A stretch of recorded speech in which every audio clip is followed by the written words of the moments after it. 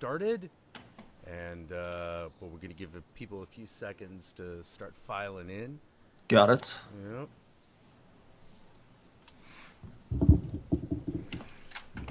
Let's do it this way. I shared it out on my stuff too.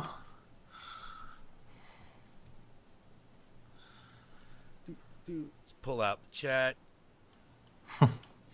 so that, everyone, so we know some things that are happening Yeah. in this wide world.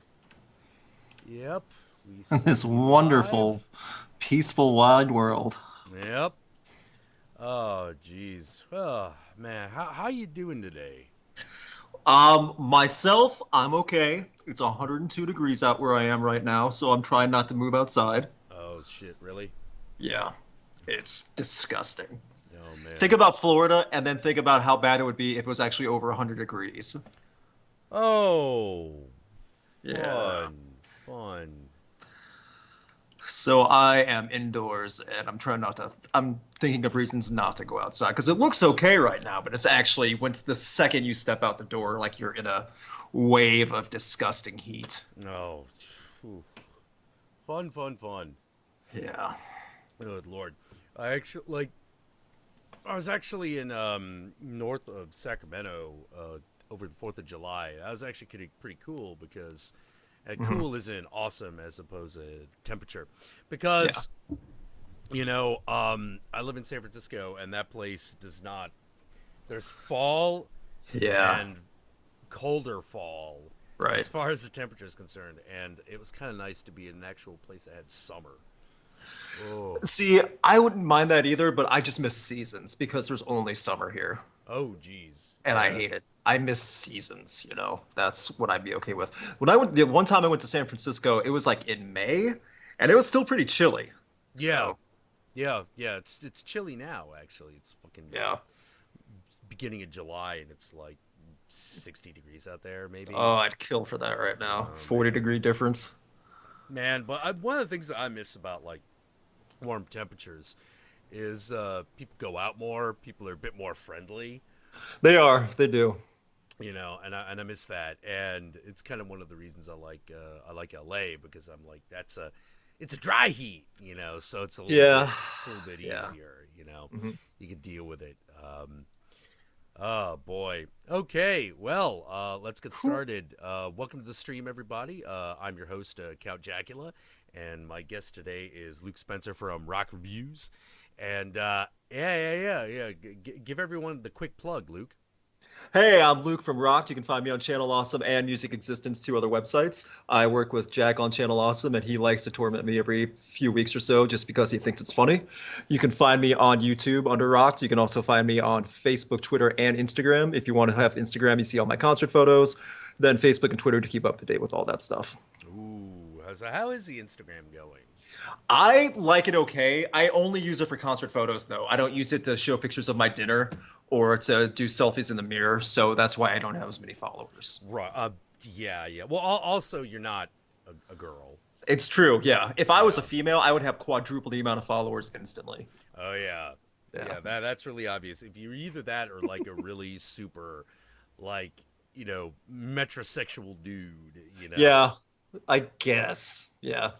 Yeah. But well, all Gave the myself an androgynous name. yeah. Oh Yeah. man, it's so weird. Like I'm seeing like I was so the other week VidCon happened and I didn't go, but I knew a Yeah. lot of people that were there. Some of the people are the LA crew. Some Yep. of them were actual movie promoters. One of which is this guy I used to know over at Apprehensive Films, Okay. who used to be the owner. And I was like, "So how was VidCon?" And he's like, "Dude, don't bother. Okay, yeah, I've Don't heard the same bother." thing from someone else saying I didn't really care for it. It was just a lot of preteens like marking out for their favorite YouTube celebrities that were way like the big names, and that's it. Yeah. That's it. Like Ugh, absolutely the only thing there was a crazy. large. Imagine a convention that has like a merch area where no one's buying anything. That's like a Nothing. nightmare. Ugh. Yeah. That's like a nightmare for Yeah. those merch people too. Oh Like yeah. VidCon's not cheap either. It's not like it's just like a one day. It's not like something you can just like go on a whim and do. You plan that out to go. Yeah, yeah, yeah. And Ugh, and that and I'll be sucks. honest, I keep trying to figure out what I would do there besides meet people. Like it'd be worth it Yeah, just to hang out with people, but anything else I'm like, no. right. Exactly. No. I'm not a guy. I am not the non-threatening boy band looking guy. So, I don't think VidCon would do very well for me. Like Yeah. even the girls that like kind of are attracted to me, like they're a little bit like, "Oh, he's interesting," which is But not not the as same. interesting as that guy who has Yeah, it. yeah. Like That guy in the skinny jeans who looked like he never graduated junior high. I'm not a vlog brother. I'm not Oh, John God. Green. I didn't write a story about a girl who dies of cancer, You don't make reaction videos every day. No, no, no, it's not what I do. I'm So, Count Jackula. Here's me reacting to someone eating Doritos. fuck Oh, you. those look cheesy. Okay, thanks for subscribing. See you next See time. you next time. We're done. Ugh, See ya. Bye. bye. Yeah, not so much. Not so Ugh. much, dude. That's the thing too. Like Con Bravo's coming up in like 2 weeks. That's the one I'm missing out on. That's the one I would want to go to because we know Yeah, so many yeah. people that are going. I want to go next year for sure. That's the con I want to go to. Yeah, yeah, I gotta agree. Like, gonna be doing that. I'm probably gonna be doing Son of Monster Palooza later this year, Nice. which is horror convention in Los Angeles. That's kind of my Right. bag. That's your cup of tea though. That's Yeah, oh way that's yeah, like oh yeah. directed for you. So that's something you're gonna get out. You're gonna get something out of that no matter what. Yeah, yeah, yeah. One of the things I think is really odd, though, is really interesting, is that the horror crowd doesn't really Socialize? online is. Oh no, they socialize like Okay. mad, just not Good. online. Huh. They're crazy social people, but like online don't count. Online don't do it.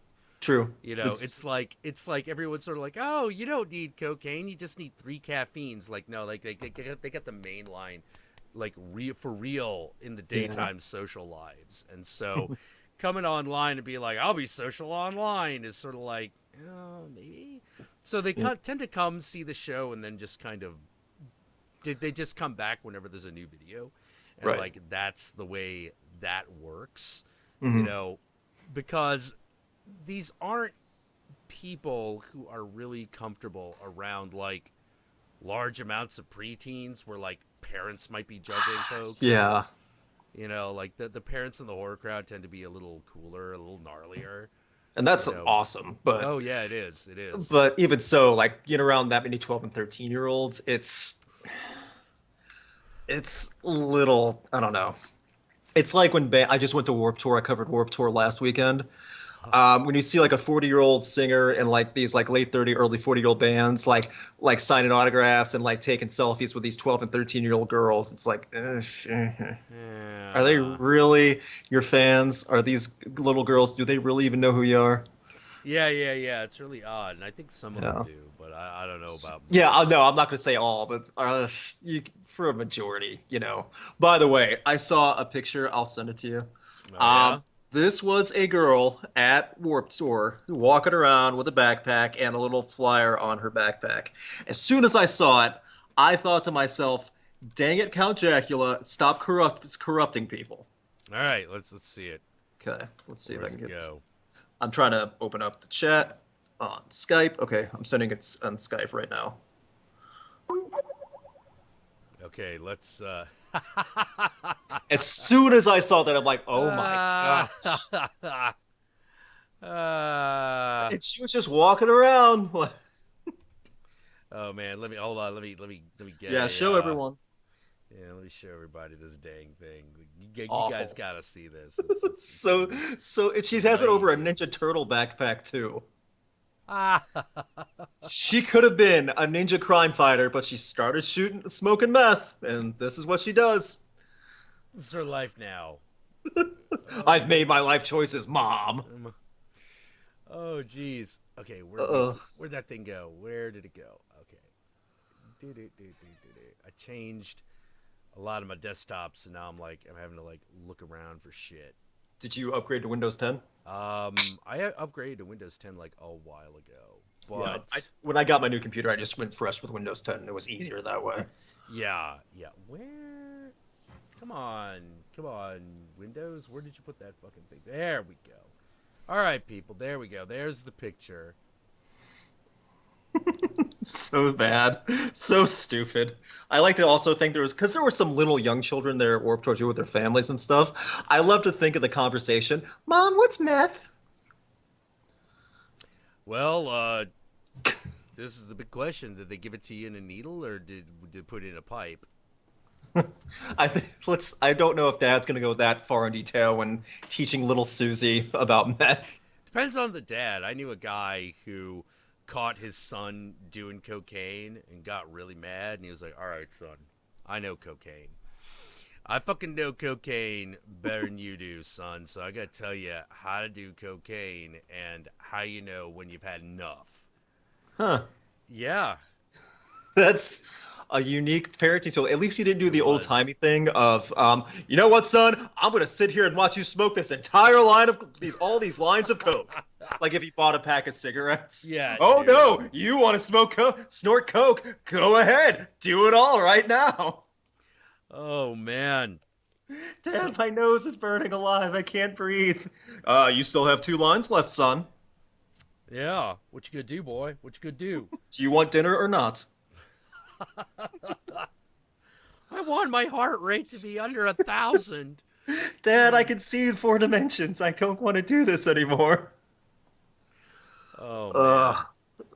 So yeah, Warped Tour was. It wasn't nearly as many teens. It was a lot of like a variety of ages. It was my first time ever going to Warped Tour ever. Not even. Oh. Yeah, so I'd never been. Oh jeez. Exactly. I was like, what am I getting myself into? But it actually was. It was a lot better than I thought it was going to be. A lot more organized. There was a good variety of age-wise of bands, not just a bunch of new stuff. There was like a lot of older bands too.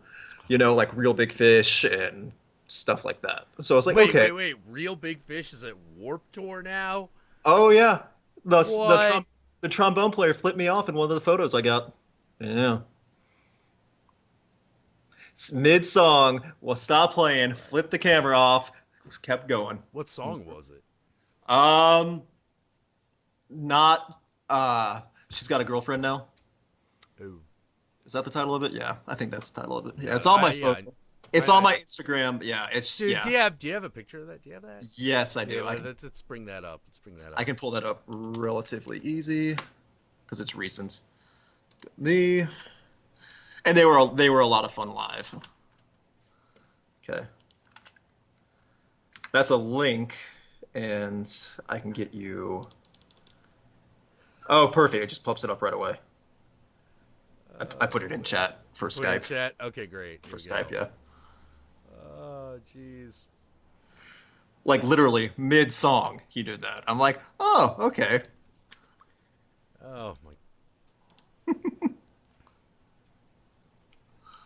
Yeah, yeah. Just let you guys see this. Uh, What? Oh, it's giving me shit. It's giving me wait. shit.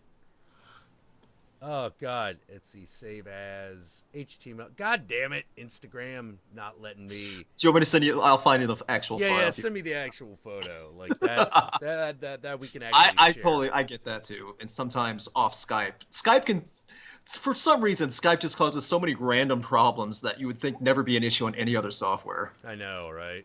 Ugh. Real Good Fish. And where is it? Crap. I'm looking. Okay, here we go. Try that. Try that. Okay, All right.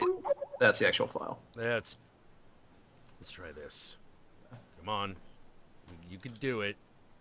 You can do it. Hope you guys are doing okay in the chat. Thank you all for coming out here and help listening to us talk about old bands and meth. Yeah, the things in life that you really need to know about. I know, right? Yeah. This has been a bad week, so the fact that we can actually talk and laugh about something's kind of nice. Oh, what happened? What happened? What made the week bad? Why Oh, bad? just a few things in the news throughout the country. If you're Oh, outside the that. United Yeah. States, yeah, it's still going on today. There was a shooting in Missouri and a shooting in Tennessee. Oh, Jesus Christ. Yeah, Well, let's agree with Real Big Fish there. Fuck everything. yeah, pretty much. He had the Fuck right. everything. Yep. God. Oh Ugh. man, like it was really weird. Like the other day I tweeted out like because of the cop shooting in Hmm. Missouri, Minnesota.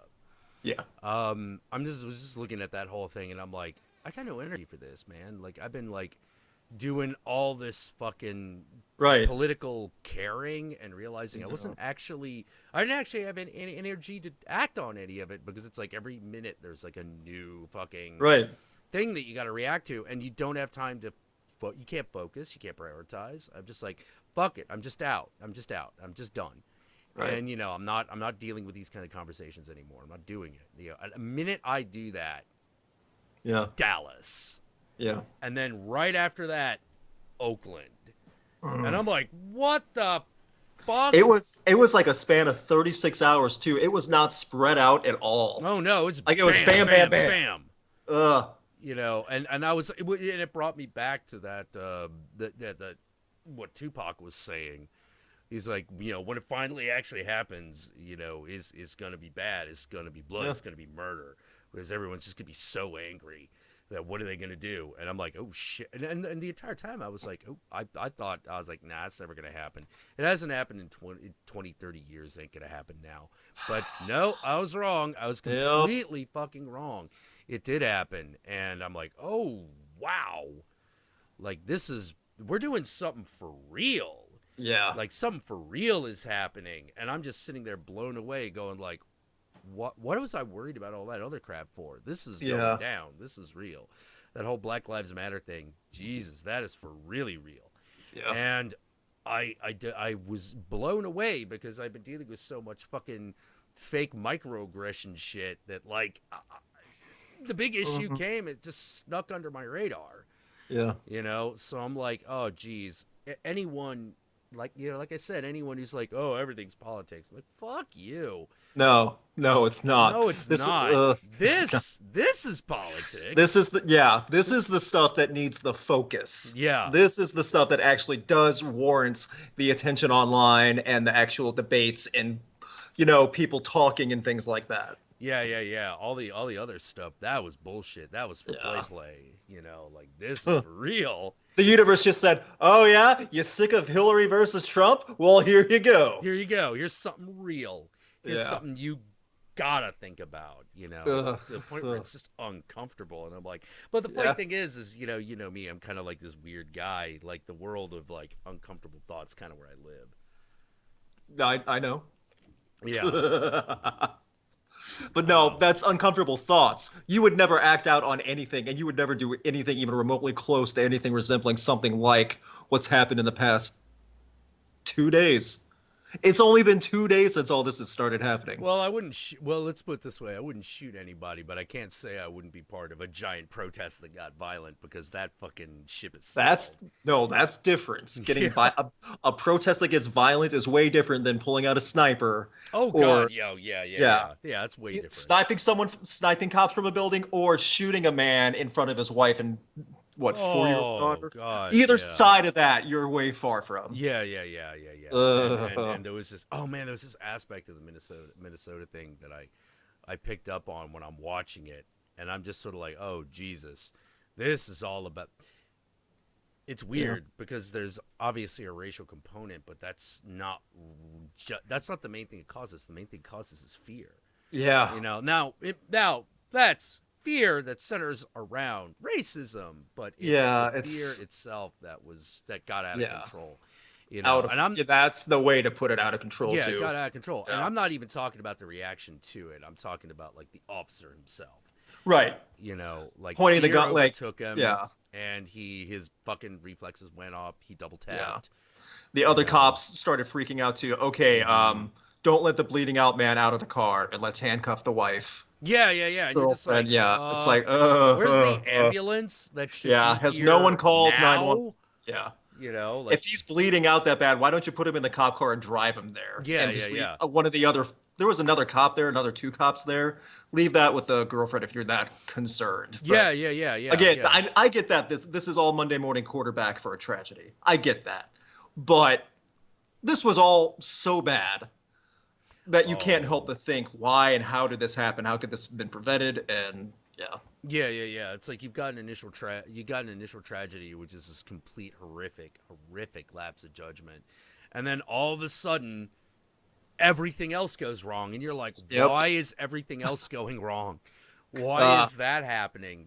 Stop it. Like to me, I'm like, no, this is where the problem is. The problem is to the reaction that the police department has whenever something like this goes down for yep. whatever reason, whether it's Did you see race. the Minnesota press statement or the press release? Oh my Oh my god. gosh, I'm screw like, you. you What can't lie like that. We have you the evidence. I know, like we had the evidence before the statement, and it was like they might as well have just taken out every noun in that statement and just made pronouns like person shot, he, she was dead.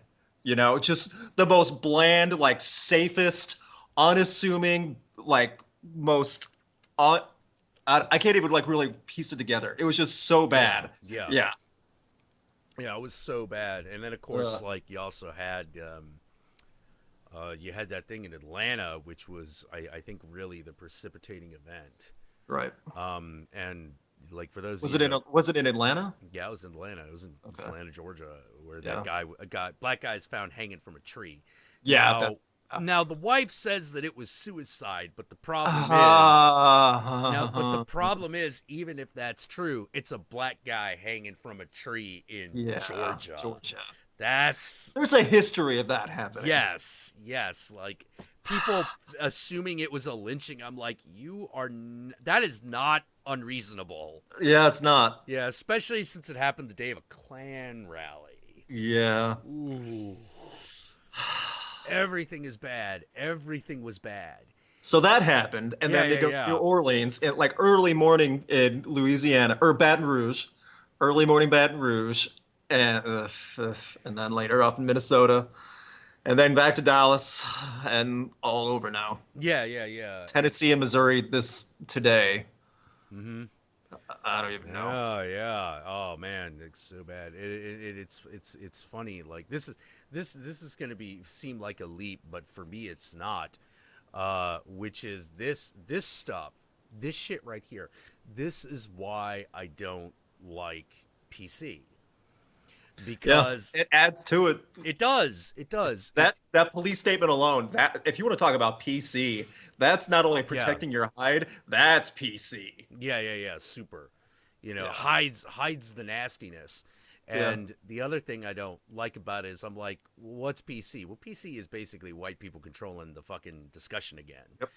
No matter how you slice it, like, and that's the big issue I really have, which is Yeah. whoa. This is a way of controlling the conversation, and the conversation needs to be guided, not controlled. Right. Like there's a my great aunt had a great analogy that she used for raising children, but I think it's the same thing in these big public discussions, which is, all right, children are like horses. If you don't give them any guidance, they run wild. But if you Hmm. hold on too tightly, they rebel and other bad things happen. So you have to have this really even touch. It has to be like, all right, it has to be okay for people to speak their minds, but also has to be a point where you're like, all right, stop. Like, you're going too far. And that applies to the other direction as well, which is like, yeah, there's a point in being polite, but that can't be at the expense of the person actually speaking their mind. Right. You know, it was like to me, this one took a long time. But I actually was okay with the equilibrium that we reached with it, which was the N word. You know, Mm. which I feel like we reached an equilibrium with that, where we were like, yeah, it's a word that only exists to denigrate an entire race of Yeah. people. That's why it was made. That's why it's Right. used. That's its That's why it was purpose. kept for, yeah. Yeah. So if it's like, yeah, we want to drop that in polite conversation, okay, you got it. Yeah. But let's not control that word to the point where we're telling black people they can't use it. Right. They have the stewardship over that word now, and They're I the feel ones that affected by it. they're the ones affected by it. Yeah. They get to somewhat set the rules of it a lot more than white folks Right. get to, in my opinion. Definitely. So there's a give and take there. And but man, one of the other thing, but because you have to have that, because like I feel like a closeness, true bonds are based on vulgarity, things you shouldn't do, things you shouldn't say. If you feel comfortable enough with someone to say like a really shitty joke, like a really nasty joke, Hmm. particularly about yourself, um, now you've got a bond. Yeah. Now you got a bond, and now you can move forward and maybe work together. Yeah. It's why places like factories and truckers tend to just have the nastiest jokes, because like they got to find a way to bond with each other fast Right. because they're on the road for so long, don't see anybody. Yeah. It's true. I mean, sometimes also when you have to, sometimes you have to cross the, like you have to push something so hard to know where the line is. If you're Hmm. going to cross the line, you have to know where the line is sometimes. Sometimes you do have to push to do that. Sometimes you have to Yep. meet people halfway for something like that to happen. Yeah, yeah, And yeah, you'll never exactly. know if you don't cross it. Yeah, You can't just exactly. be told, okay, no one's ever going to tell you in life, okay, these are the rules. You don't say this or that ever to this person, that person. These people are okay.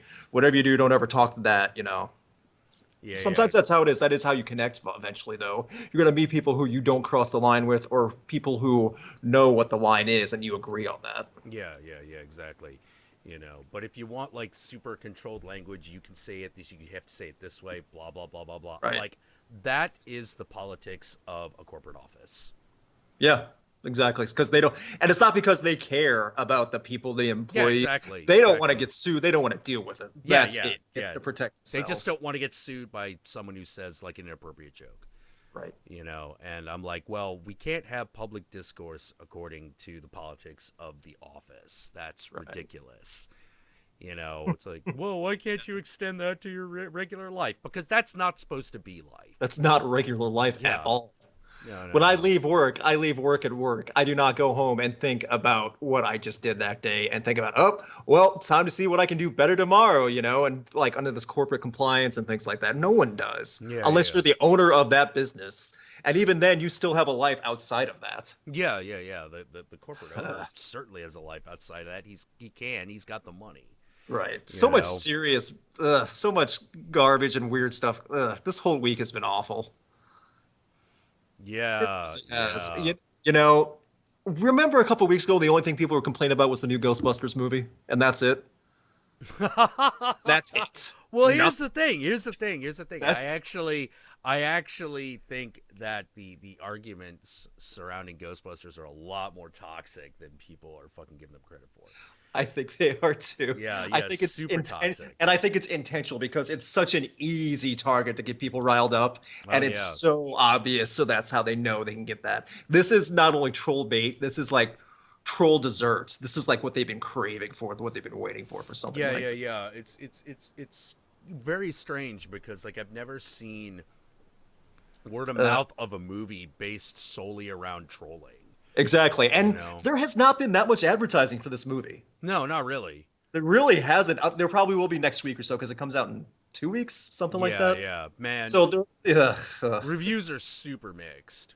yeah, that's what I've heard too. I've heard, you know what? Even if it's mixed, that's probably a lot means that's going to be a lot better than people like expect. Hopefully, I'm People hoping so. expect this to be like the room level of remakes.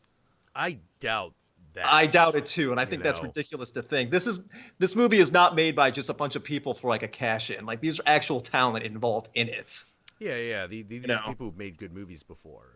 Right. Like So there has to be some level of argument and interest in this movie to make it good. yeah, yeah. Like Oh, ugh. one of the things I am a little worried about is that a lot of some comedies, particularly comedies with girls in them, Mhm. as headliners, have been doing this thing the last couple of years, which is the movie comes to a screeching halt to explain feminism to the audience, and I'm like, stop. Don't Yeah. do that because I now don't we're not know. talking about the movie anymore. Like why are we doing this? You already made the joke. It already hit. Let's not stop the movie to just But this is Go what to a fucking college that you class, you yeah, know? that you paid $9 to $10 for to see to get a 5 minute lecture between ghost blasting and like one line jokes. You get a little discourse and Yeah, yeah, education yeah. on the I'm like, female listen, uprising and why equality matters and things like that. That's not to say that it's not important. Time and a place. time and a place. Yeah, like, Ugh, good not God. If not you with want to a make proton pack on your back after someone just made a vagina joke. Yeah, yeah, yeah. It's like no, no, And no. yeah, Just make the vagina jokes. Make if you there want to probably will. make the jokes all of if you want to make the jokes all about that, do it. Do it. Absolutely. But don't lecture people. Like no Right, one exactly. likes that. The original Ghostbusters didn't stop to lecture people on environmental safety. Nope. The plot just happens. Yeah. There's a crisis and they're trying to capitalize on it. That's Mm-hmm. the movie. Yep.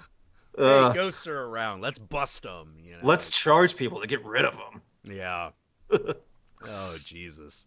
I But don't yeah, know. one of the I just go ahead. I was about to say, but like one of the things I learned over the fourth, being around the old horror crowd, is I'm like, man, holy shit! Like I gotta do that more often. I gotta stop engaging with people that just fucking don't add anything to my goddamn life.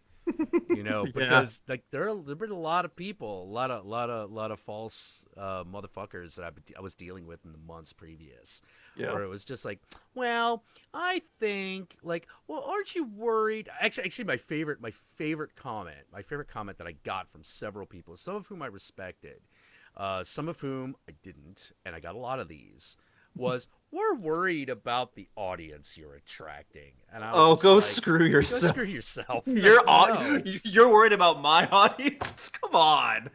Yeah, like what are they gonna do besides use rude language? First of all. You're Second the of all, Jack. You are the only YouTube channel that has rude commenters and bad people on them. I know, Yours is right? the only one. You're doing something wrong. We're worried about your audience. Yeah, we're God. worried about the people you're attracting, and I'm like, no, no, like, come on. The fact that there are bad people around just means that there's an audience. Period. What the hell's Yeah. wrong with you? Uh, Like I someone got. said, yeah, someone said in the chat also, sorry to go back to this about Ghostbusters. No matter how bad or good the Ghostbusters is movie, it might still be way better than the upcoming Star Trek movie.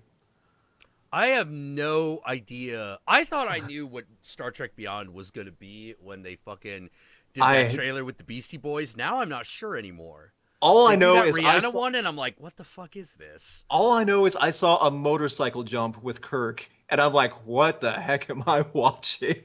Well, what? There was a motorcycle jump in the first one, wasn't there? In the trailer. Yeah, yeah, yeah. Didn't that happen in the movie? I don't know. It's been a while. In Beyond? No, the upcoming one. That's like the trailer for the upcoming one. I don't know if there was a motorcycle jump. Oh, oh, There was a motorcycle.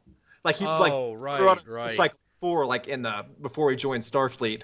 But like there's an actual motorcycle jump with aliens chasing him. It's Yeah. What I want to know is why isn't that like a hover bike?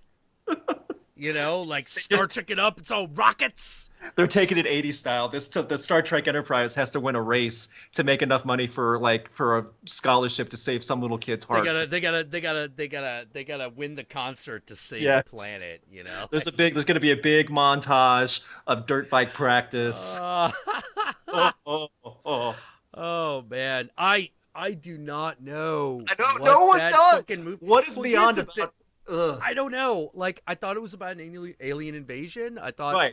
Star Trek Enterprise is gonna go to alien planet. It's gonna be like we're at war, and they're like, well, we're the Federation. We're here to keep the peace. You can't keep the peace. Like all that shit. Uh, But I want to know why, since the first trailer had the Beastie Boys sabotage, why trailer number 2 wasn't intergalactic. okay, Intergalactic, I the agree. song Like, that specifically mentions Mr. Spock. I agree, and the space theme is totally in that. But the way the song is, it's not nearly as serious or impending sounding. That's more dance, big, funky. Well, I So think, look, that might give even more of an press to say this movie we just stopped caring.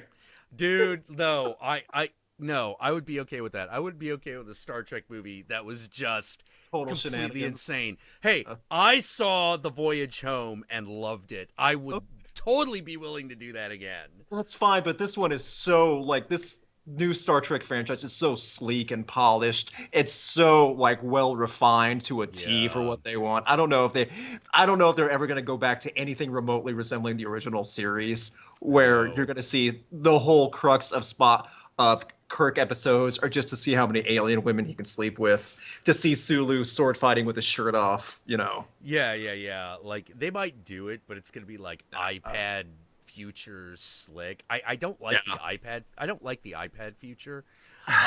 It just doesn't look as cool. Like you look back at like Aliens and Blade Runner, Yes. you're like, that looks awesome. That's like a future that looks different. It doesn't look like our upcoming future, like our goals. It looks like a totally different world of future. Yeah. Like That's yeah, like that's the way I see it. It's like I can't even imagine stuff like this existing. yeah. The Looking future like this. future is best when it sucks. You Yeah, it's know, true. like it just looks like it's just beaten to shit. It's like held together with duct tape and Yeah. neon and like fucking like guitars shoot lasers and shit. Yeah. You know, No. We have like no dust in the future, apparently. Like this is what the future looks like in movies now. There's yeah, no dust, there's no decay, It needs to be. It has to. If you want to have that in a little bit, that's fine. But it needs to be a variance. There can't be just be keeping the future of space as this pristine, completely clean universe now. no, I don't think that works. That's not. Is there any other movies that are coming out this summer that are actually like worth looking forward to? Oh, I mean, I want to see this in theaters because it's actually coming close to me. Is The Killing Joke? That's getting like 300 more release theaters now The Killing Joke. for Batman the movie. Yeah, Oh, the animated one that they the did. animated one. Yeah. They're actually doing a theatrical release of that. Yeah, they Oh, just announced over 300 more theaters going to have it now. So it'll whoa. probably it'll Okay. probably be coming towards you. So Oh, all right. yeah, Well, that's I think that's something to all. I keep knew an eye that they out. were doing that select, like a few theaters, like New York, LA, stuff like that. No, they said we're pushing this to quite not nationwide, but to a lot of theaters because we know we'll get money out of it. Oh, jeez. Even if it's just for a week, I'm going. Because that's like Oh. I Batman's the only like real character in DC that I like. That's gonna be intense to see that in theaters with people. Yeah. Oh man, they're going. Yeah, they're going back to the animated series characters. Yeah, they have the same Oh like wow. it's Mark Hamill, Kevin Conroy. They're doing the voices. Jeez. Actually, those look pretty good. Yeah, and then Suicide Squad is the last DC Yeah, movie. I'm kind of looking forward to Suicide I Squad, am but so. once again, I'm like, what is this movie? Because they. It's not going to be anything It's going to be more about the characters, not anything. It's not going to be a fantastic plot. It's going to be, hey, let's put these guys together and see if they can fight the Joker. Yeah, That's yeah, the yeah. movie, I'm and up. that's I'm up for that. fine. Yeah. I want Harley Quinn to do like a heel turn at the 11th hour. Oh, it's. I think that's what people are predicting too, like right at the end with Joker. Yeah. She's been in on it the whole time. Exactly. Because that's Harley Quinn. They're like, oh, Harley Quinn betrayed us. How could we fucking have predicted this? I'm like, she's Harley Yeah. Quinn, you idiot. We all do. Yeah. What do you think about Jared Leto's like Joker? Like the trailers, he looks okay.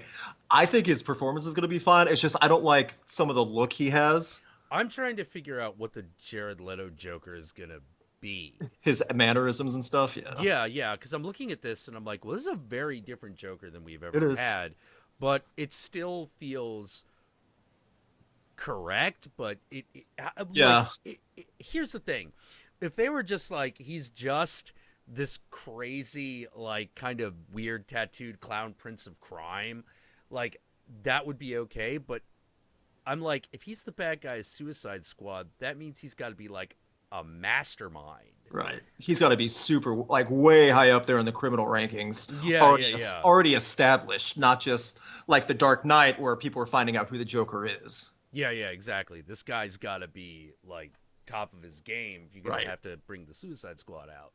Yeah. But we're gonna be introduced to him and all these other characters Yeah. and his plot, whatever he's doing in the same movie, and I'm like, I don't know if there's time for all that. I don't think so. If they You do, know? then they have to skimp on some of the characters in Suicide Squad, like just barely introduce them. Yeah, yeah. Because what's that? The cast is huge. Like, Right. there's It's Harley yeah. Quinn, Killer Croc, a Flame Guy, Deadshot. Deadshot, Enchantress. Yeah. I don't even Um, remember them all. yeah, yeah, yeah. But right there, just off the bat, you got Yeah. five major characters. Oh, shitbag, not Deadshot. The other guy, the guy who opens the soda can in the trailer. Oh yeah, I know what you're talking Yeah, yeah, about. yeah. I can't remember I his can't even name get all their off names. the And then top of there's my the head. actual government making them. It's the actual people involved with the Joker. It's Oh, Boomerang. Boomerang. Boomerang. It's a big undertaking. I mean, DC needs this badly. So hopefully Yeah, they but get. I'm looking at this and I'm like, how is this anything? How is this movie in the same universe as Batman v Superman? Yeah, as Man How of is Steel. Yeah. how? This There's does not look like the same anything. it doesn't Like look like yeah. Guardians of the Galaxy is unlike the rest of the Marvel universe visually, Right. but it's in space. Yeah. So it's way far distant. One thing Yeah, that yeah, they keep the X-Men and Avengers stuff separate because they have to. yeah, yeah. It's legal. Exactly, and that's fine. But like for other stuff, like when they had Daredevil on Netflix, that's in the Marvel Cinematic Universe canon. That's Mm-hmm. actually very well kept. Yeah, You know? yeah, and you're like, oh, I totally see where Daredevil fits into this, and I'm Yeah. hoping, and what you're kind of hoping for is that hopefully eventually they'll do like that cameo where someone's in fucking court and Matt Murdock shows up. Hmm. Even if he's just sort of like, yes, Your Honor, Just I'll as make, just as at Matt Murdock. That's yeah, it. just as the That's lawyer. totally fine. That's the background character, but everyone's Yeah. like, it's Matt Murdock, Right. because Something. that's what the Marvel universe has always been really good at Mhm. because I always loved when they did that either in the comic or in Spider-Man His Amazing Friends, the 80s cartoon, Yeah. where someone would show up for a brief cameo and all of a And sudden gone. Stan Lee would just go like, little does Peter Parker know that Yeah. Tony Stark is in fact the invincible Iron Man. Yeah. And then cut to commercial. Yeah, yeah, yeah, exactly. Because the Yeah. plot's got nothing to do with Iron Man. He No, it just wanted doesn't. just And that wanted to have him on screen. Spider-Man and Friends cartoon was ridiculous, but it was Oh, fun to super watch. ridiculous. Hey man, I know what you're talking about. I want Video Man to show up in a movie. I want Swarm to show up in a Can movie. you imagine with the new remake Spider-Man after the next Captain America movie? That's the villain they go with. Oh, fucking Not Video not Man.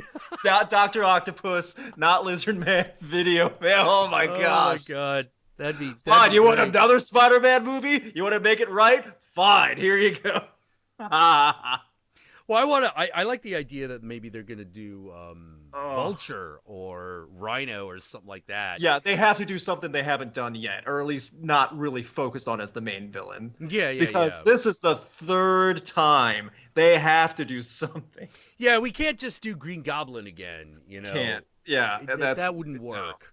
Yeah. It's got to be like Vulture Right. or once that's done, we can bring Doc Ock in. Yeah. But you have to. Everyone knows how this is. How this has got to go down if they're going to bring in Green Goblin, which is Tony Stark has got to be in a business deal with Norman Osborn in some random movie first. Mhm. Then the super soldier serum's formula is rediscovered. Then Green Goblin shows up in a Spider-Man movie. Right. And that's the series that- of events. Yeah. And that's the type of thing like the people at Sony, Marvel, like would be like, yeah, that's it. That'll work perfect. Yeah, yeah, yeah. We can do that. Like know. the perfect tested formula. That's what they want. Ugh. I mean, Marvel's been miles ahead better than DC. Marvel still's making great movies. I mean, they are. So Well, I don't they know. they know what works, and Yeah. And but they're here's the patient. thing: I'm really curious as to what they're gonna do with that Doctor Strange, because I'm like, this Yes. is the one that could potentially upend everything and just change Yeah, I mean, the when they entire tried MLU. when they did Ant-Man last year, I was like, really? They're gonna actually make a movie for Ant-Man, and it Yeah, worked yeah, it completely really worked. well.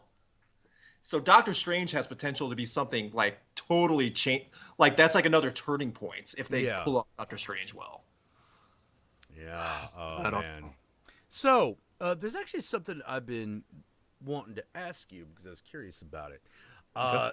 Uh, so obviously you review a lot of rock and rock Mm-hmm. related things, Yes. but you told me at one point that you're also Mormon and that you're Yes. practicing Mormon, Yes. or relatively. Like you may not go to Yes. church every week, but you believe I you, try to make you're. church as much as I can, like once every week. Sometimes I do miss, but some I try to make it as much as possible. Isn't it difficult to like balance those two things? It's not difficult to balance the two because they are very different. They're not in the same realm. They don't conflict with each other also. That's why. I'm the difference is I'm choosing what I'm listening to. And while rock, metal, even just basic music doesn't always have to do with the church, that doesn't mean it conflicts with the church in any way. What do you? How do you mean? Like you mean Think of it this way, like think if you like sports, think if you like hockey. Okay? okay? Hockey it can get intense and violent. There's competition. Does it really have anything to do with any type of religion? Not really. Well, but except that rock music also often gets into the There realm are of no, there are bands that definitely do either for or against, whether they're very anti-religion, very for religion. There are definitely bands that do that, but at the same time, you have to know how to shut that off. It's like watching a movie too. Just because I like certain movies doesn't mean that it automatically, I don't know how I feel about that. I don't know how the church would feel about that. Like there is a divide between those, and that's how I see it at least. okay. So you have a you both of those two things are somewhat compartmentalized. Yes, Yeah. Well, correct. the reason this is this is really interesting to me because now I wasn't I didn't grow up Mormon. I was fucking raised this weird combination of Southern Baptist and Catholic. Gotcha. So Satanism was in the cards from the get go when you have an origin like that. But the thing that I always found was so interesting about the Church of Latter Day Saints Mhm. is that it more than any of the others is this full, complete community of people. Like more than any other, it's a Yes. community of people that is centered around this particular branch of faith. Right. And my experience has been that like deviations from that aren't really tolerated. Yes, that is correct. There's the Church of Jesus Christ of Latter-day Saints. The reason why it's so similar, like to the branches and the wards, like no matter where you go, it's under the same name no matter what.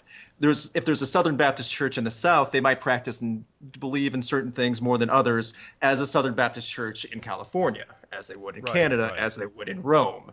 The LDS Church, Well, you it's wouldn't have Southern Baptists in Rome because that's those are papists. wow, that'd be intense. Yeah, If a yeah, yeah, Southern yeah. Well, Baptist was in Rome. Rome is specifically Catholic. Yeah, exactly. I know. I don't know why I thought Rome, In but yeah. But at Europe. the same Yeah. time, like, yeah, in Europe or anywhere outside of Alabama. But at the same time, the church is very standard. Like we have leaders that like really make sure that we're on the same pages. Like when you go to a LDS church, you'll be given a lesson, whatever the lesson is in that manual that week. If you go to the same church in Tokyo, there's a good chance you'll be having the same lesson Whoa. like as a schedule because like we plan out lessons and things like that to talk about Whoa. things like that. A good way to like Oh, our that's normal church interesting. hours, like it's usually like a 3 hours on Sunday. The first hour is actual talks we give, and we don't have like an assigned pastor who always speaks every Sunday. Everyone takes a turn. I've talking to church, things like that. And it actually keeps it lively that way because you actually get to hear different people's opinions, different people's stories, and things like that. And then there's Sunday school, which is like just scripture study, and things like that after. Yeah, yeah, yeah. Now, another question I always had is Sure. in Mormonism, the Book of Mormon is brought up a lot, but what's it? Yes. Does the Church of Latter Day Saints have a relationship to the Bible? 100%. We read the Really? Bible along with the Book of Mormon. Okay, okay. So the two books are taught alongside each other. Absolutely. The actual subtitle, like there's the Old Testament and New Testament in the Bible, the Book of Mormon is actually has the subtitle Another Testament. Oh, okay. So it's like the New Testament in many Kind ways. of. I don't know if new. The Book of Mormon, like how the Bible takes place, like the recorded scriptural writings of people in Europe, Asia, Africa, all the time like during the Christ life, before, after. The Book of Mormon takes place around those same times in the American continents. What happened here Oh, with okay. Native American tribes from roughly 600 BC to 400 AD. Now I have to. Now I got to ask something. Hmm. Bringing up like the Native American tribe thing Sure. is how serious does the average practitioner actually take that? That The whole like Native American turning into white people thing. Oh, no, it's not so much that like Native Americans turning into white people. That's not like really what it's believed about at all. I mean, what we had like just back then, like we believe the Book of Mormon, like the founders and the writers of that were one of the tribes that lived throughout the American continents. And there were many other tribes too. As opposed, like we didn't keep the writings, like they were pretty much buried away after around 400 AD before they were rediscovered. And then like that's so like the whole Native Americans becoming white people, that's no, that's very rare when that actually happens that way, when people believe that. Okay, It's okay. yeah, it's not like, oh, well, now these people have come from Jerusalem. This brown skin is glowing white now. No. So what was it then? Like, so what is the tale? What's the actual like The belief? best way to describe from just the start of the Book of Mormon, around 600 BC, during the book, like in the same time frame to keep in mind in the Bible, the Book of Jeremiah, there was one of the people named Lehi who was told to leave, get Mm-hmm. out of Jerusalem. It's going to be destroyed. So, cutting out a lot of the side events with him and his family, they set sail, left, brought a few families with them, and sailed away to the American continents, where there were already other people there too. And then they started like setting their own civilization, their own writings, and things like that. And that's the ongoing story of the Book of Mormon, the different prophets, the different stories they had, the different like good and bad things that happened, just like in the Bible. There's many different generations. So that's like really what the Book of Mormon is. Okay, And okay, that's why we read it alongside with the Bible. okay. Now the Mormon Church, like this is, I'm going to ask this as well. Like, is this a literalist interpretation, or is it more like the Catholic interpretation of the Bible, where it's like, well, it's a story about the faith? It's I guess that depends on who you ask. I mean, a lot of people will say that like it's a literal, like we have like there has been proven evidence of like locations and stuff from the Book of Mormon like they have in the Bible. But at the same time there are actual stories to like there are actual stories like people take and like parables that like just like people apply to their own lives. Like people do for the Bible too. So I guess that's more of a personal one. I can't really say for everyone Okay, in the illustration of that one. so the church itself, so the Church of Latter Day Saints itself does, in your experience, does not say this is the literal word. It's as well, yes, like we do believe it is the word of like from the prophets of God, just like the Bible. Right, right. Yeah. So we do see it that way, yes. Okay, okay. Huh. That must be a very. That's a very interest. It must be a very interest. I'm still fascinated because like that sounds Yeah. like a very interesting balancing act to me. Yeah, there's a lot of information to be taken in, but we study the Book of Mormon just as much as the Bible. Like they are equal, like in our eyes. Like it's another testament. That's why I think a lot of people get confused about that. That's like the big keystone of our religion, though, like what breaks us off from a lot of other churches. Yeah, yeah, yeah. It's kind of like how Christian. I assume it's sort of like how Christianity is supposed to It be based is, off the New Testament, kind of yeah, thing. exactly. Yep. And as for being into rock and metal and professional wrestling, yeah, I'm one of the outliers. There's not that many LDS people that are into all that, but it happens. Hmm. Oh man. Believe it or not, but yeah. Yeah, yeah, yeah. It's that's man. That's really no. It's. I find the religions of the world actually very interesting. Hmm. You know, I'm very very interested in the different ways of thinking and the different methods of belief and the little systems that start to come up. Yeah, You know, exactly. Although to me, one of the most interesting splits really is, um, I don't know how much of Eastern versus Western philosophy you're familiar with. A bit. Not, I'm not like a scholar or anything on it, but I'm familiar with a bit, like between Buddhism, Hinduism, then the whole Muslim regime, things like that. Yeah. Well, there's this big split between Eastern and Western thought, and Western, Yeah. you know, and with Islam being kind of its own thing, it's not really Eastern as in Asia, the Asian inspired cultures, and it's not really Western as in the European or even Jewish Right. inspired cultures. Well, or actually, probably a better way of putting it is like there are a lot of cultures that were inspired by either China in the East or Yeah. Greece in the West, and that we carry forward. Like Grecian thought and philosophy has this one bit that we've carried forward through all of Western philosophy, which is the idea of the Platonic ideal. This is the idea that there's a perfect anything, Hmm. the idea of perfection. Yeah. That is something that is carried forward through all of Western, every Western It ideology is. has that. Yeah. Yeah, but I mean, that is the whole reason for like the whole belief of heaven. mhm, The whole perfection. exactly. Yeah. Yeah, but in the East, there's no concept of perfection. Hmm. That's ridiculous. It's Like, an ongoing, gradual yeah, life. it's an ongoing process, and not even heaven is perfect. Yeah. Like most of the great Asian Chinese satires are all about how heaven sucks. Like, yeah, heaven sucks. What do you want? It's bad. Dumb shit happens all the Yeah.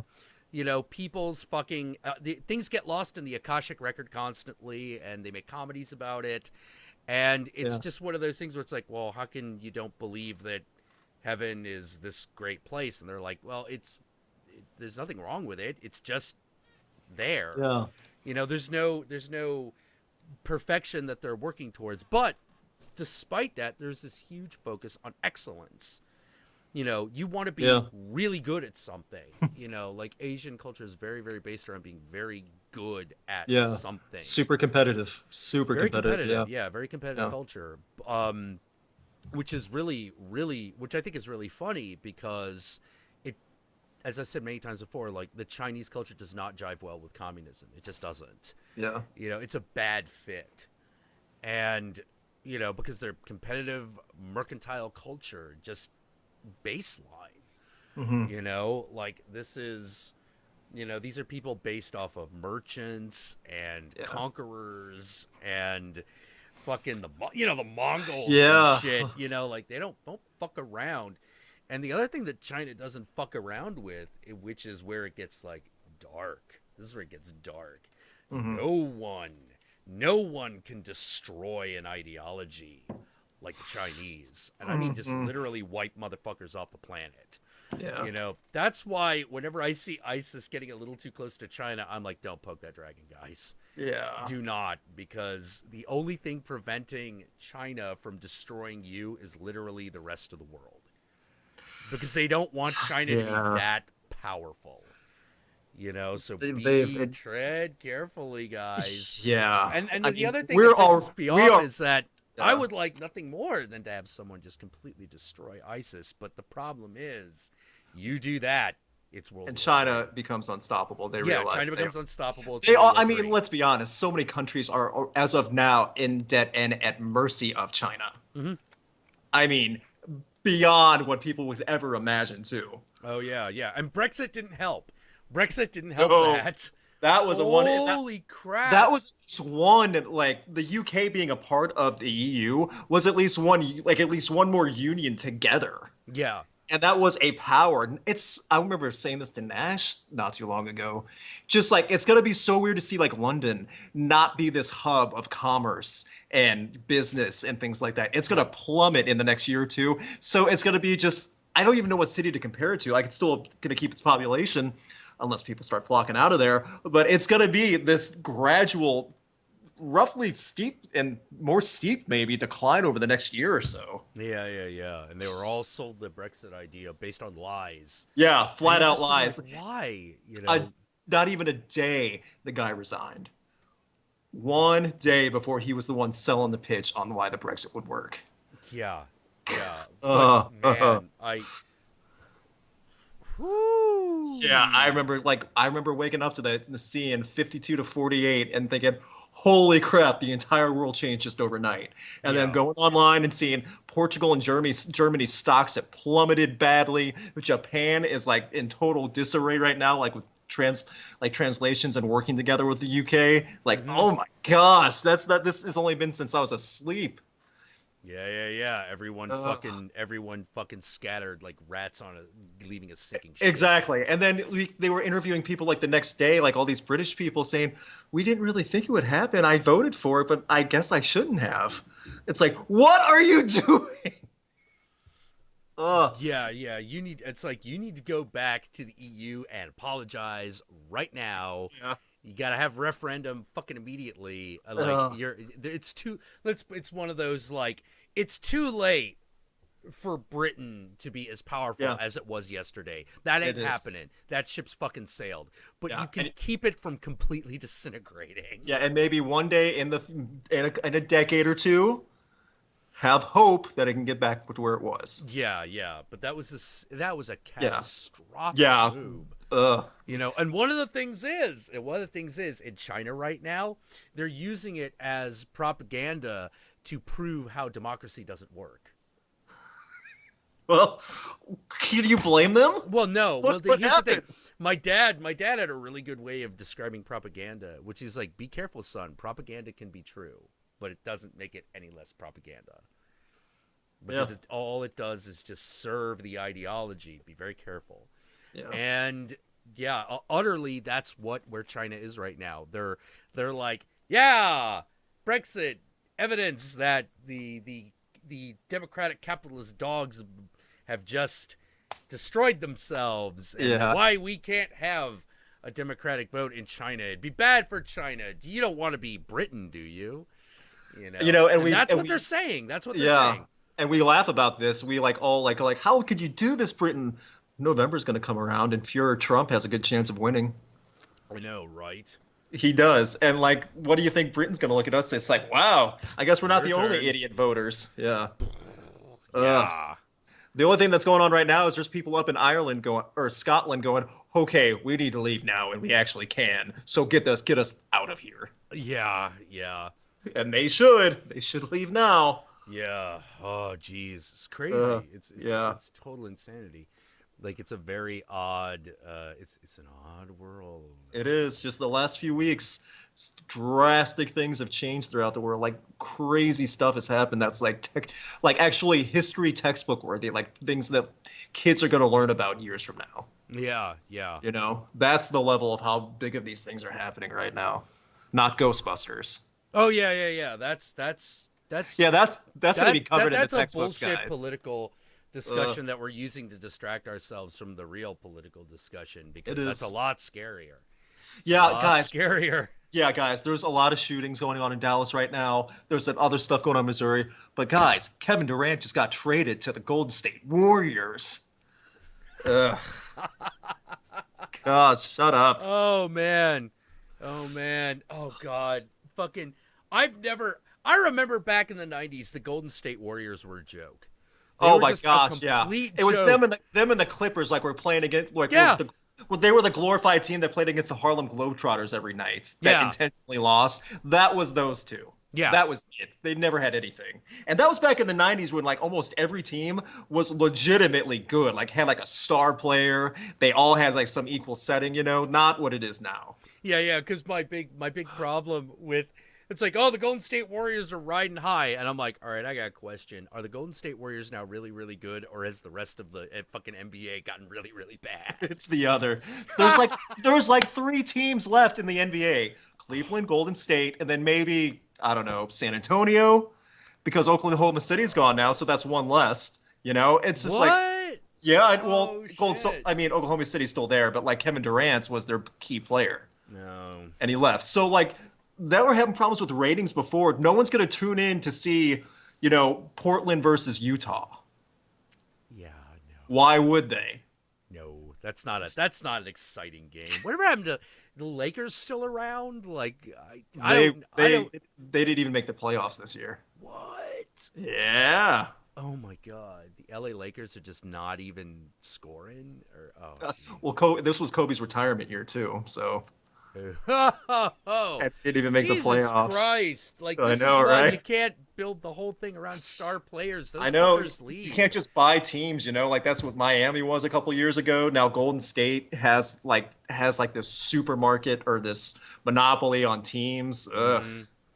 Yeah, I just can't really get into it because I'm like, look, if that motherfucker is not a local boy, I don't care. Yeah. I can't. It's like, oh, It's Kobe, and that's Kobe. not it doesn't Where's exist. Kobe from again? I don't Yeah. know.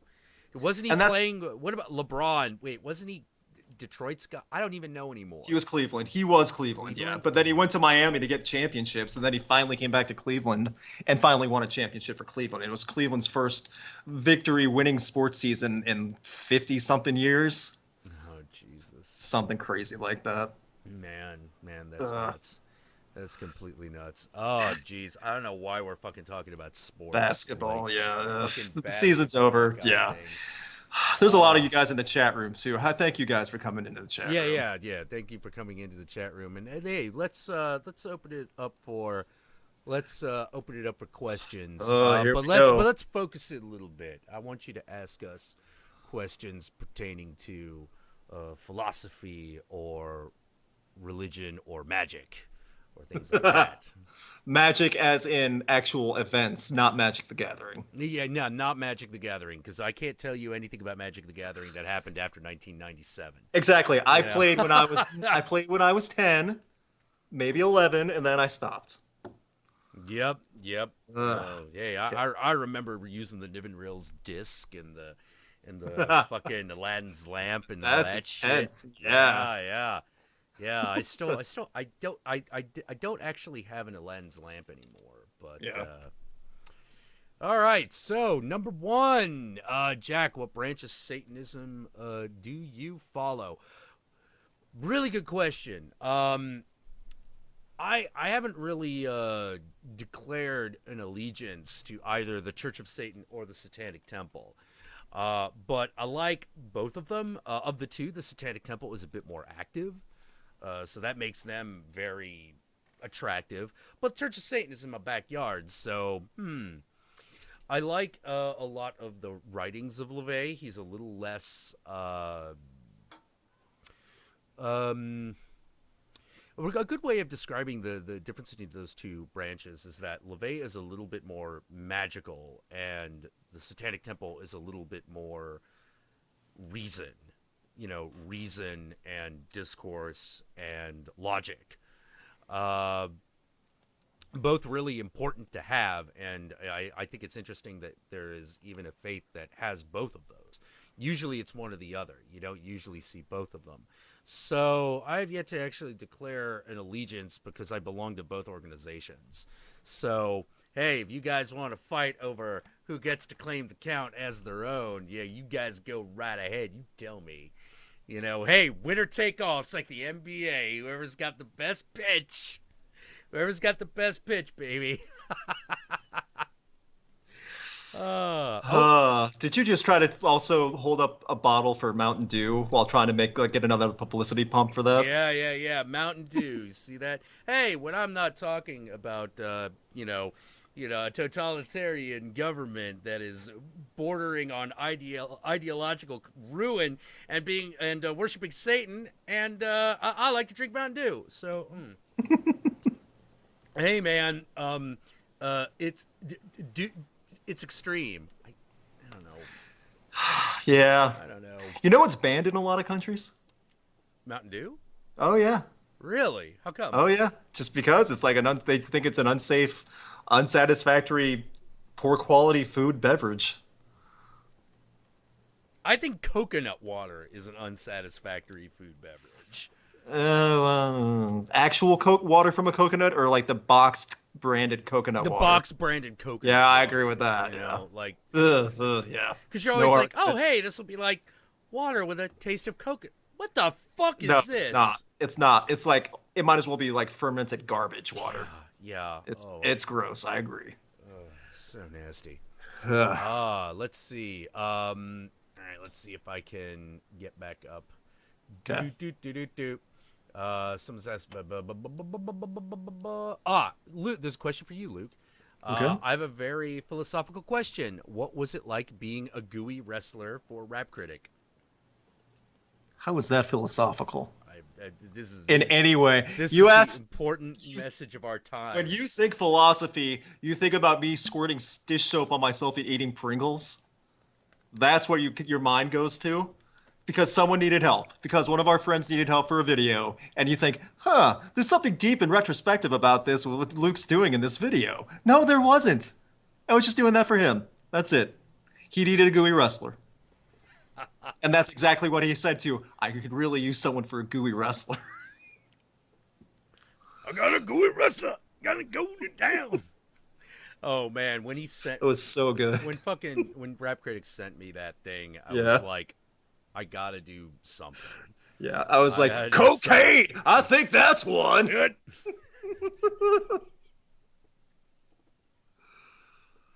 I Oh hope man. I hope he does another one of those soon. Actually, did he ever? He puts out so many videos, I sometimes miss them. Do you know if he ever did one on Kendrick Lamar's King Kunta? I don't know. Oh I man. don't believe so. Oh man. He If he might, hasn't, might he have, should.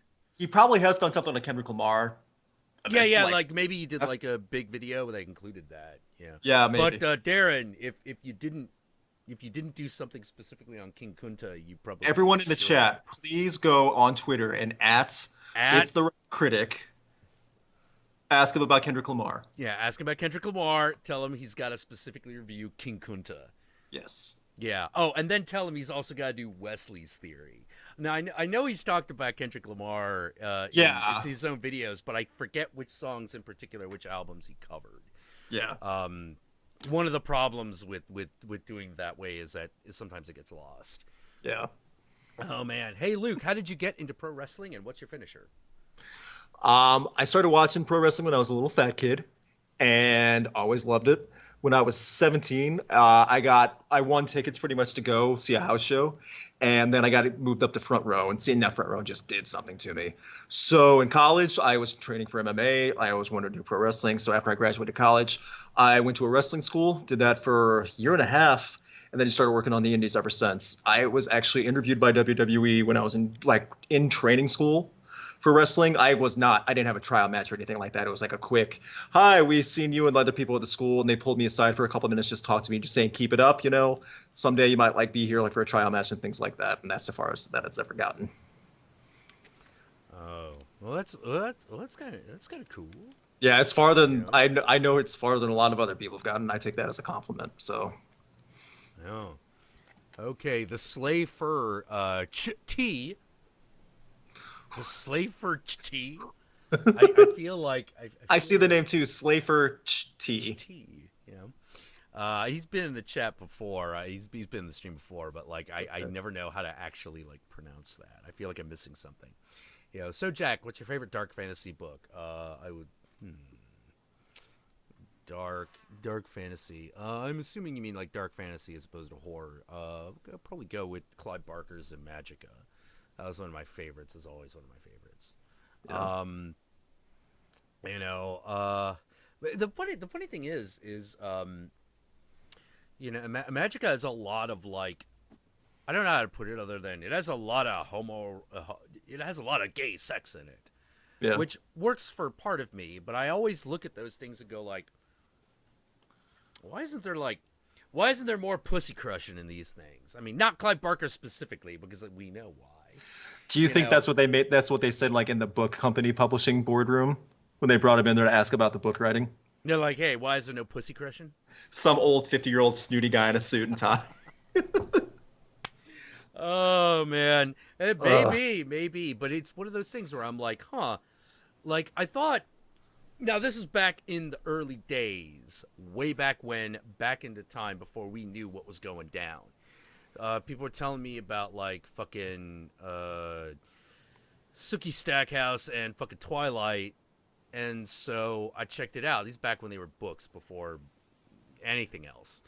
And I was like, all right, there's probably a lot of fucking in these. And I'm reading it, and I'm like, these are terrible.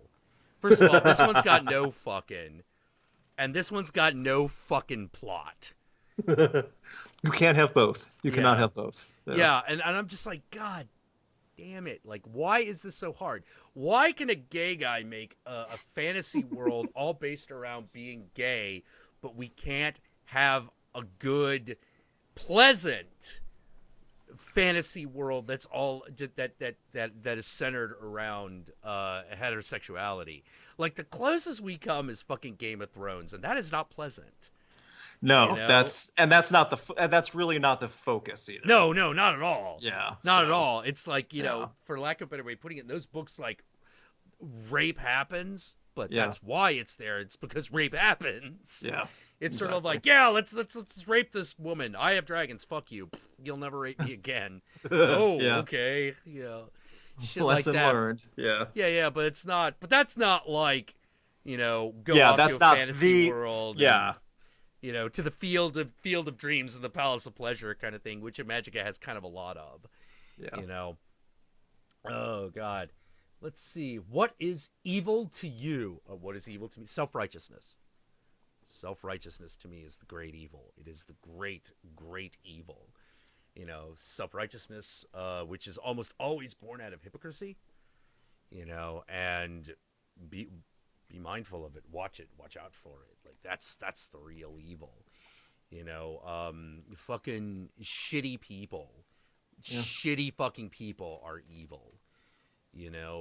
When people willingly cause harm in one way or another for their own benefit, Yeah, yeah. yeah. And like Actually, whether that's what's even worse, in my opinion, what's even worse than people doing shitty things to you for their own benefit, people doing shitty things to you for no one's benefit. chaos. Yeah, Yeah, yeah, just yeah. Because because at they that like point, to see it. well, no, no, no, not even that. It just I don't know how to put it, but sometimes you deal with someone and you're like, are you even enjoying this? Hmm. Are you even enjoying like the shitty things that you're doing, or are you just such a shitty person that you're just okay with this, but you don't really care? Right. That to me is like, that's super evil. Yeah. You I just know? changed my mic. Can you still hear me okay? Yeah, we can still hear you. Okay, just making sure. We're still good. Yeah. Yeah, that always bugs me. Like, I don't like it when, like, so many times, like, I run into people who are, you run into a lot of false motherfuckers in this world. Yeah. And when you're dealing with like personalities, like big personalities, that kind of goes double. Not that big personalities are any more or less likely to be honest. It's just that you're going to run into it faster. Because a person who sits there and doesn't do anything don't confront you none, so you just let it pass over it. But man, there've been some times that people have like fucking straight up told me that apologies that they gave meant nothing. Ooh, that made me so mad. That made me super fucking angry. Was this the same people that said they were worried about the audience you were attracting? Yes. Yeah, some of them, Nice. not all of them, but some of them. And Awful. I was, Awful. yeah, yeah, super So awful. condescending. Oh god, yeah, yeah, yeah, yeah, yeah. I was pissed. I was pissed. So fucking pissed. Ugh. And in the end, I'm just sort of like, I don't need this. Like Yeah. this You is don't. ridiculous. No one does. No, So no, bad. it's crazy, crazy. Like I'm not interested in putting on like a false front to convince everyone I'm good. Yeah. Because to me that would be hypocritical and that would be evil. Like that would be legitimately evil. Like that would be just the Yeah. abyss, the darkness, And I'm like, oh no, no, no.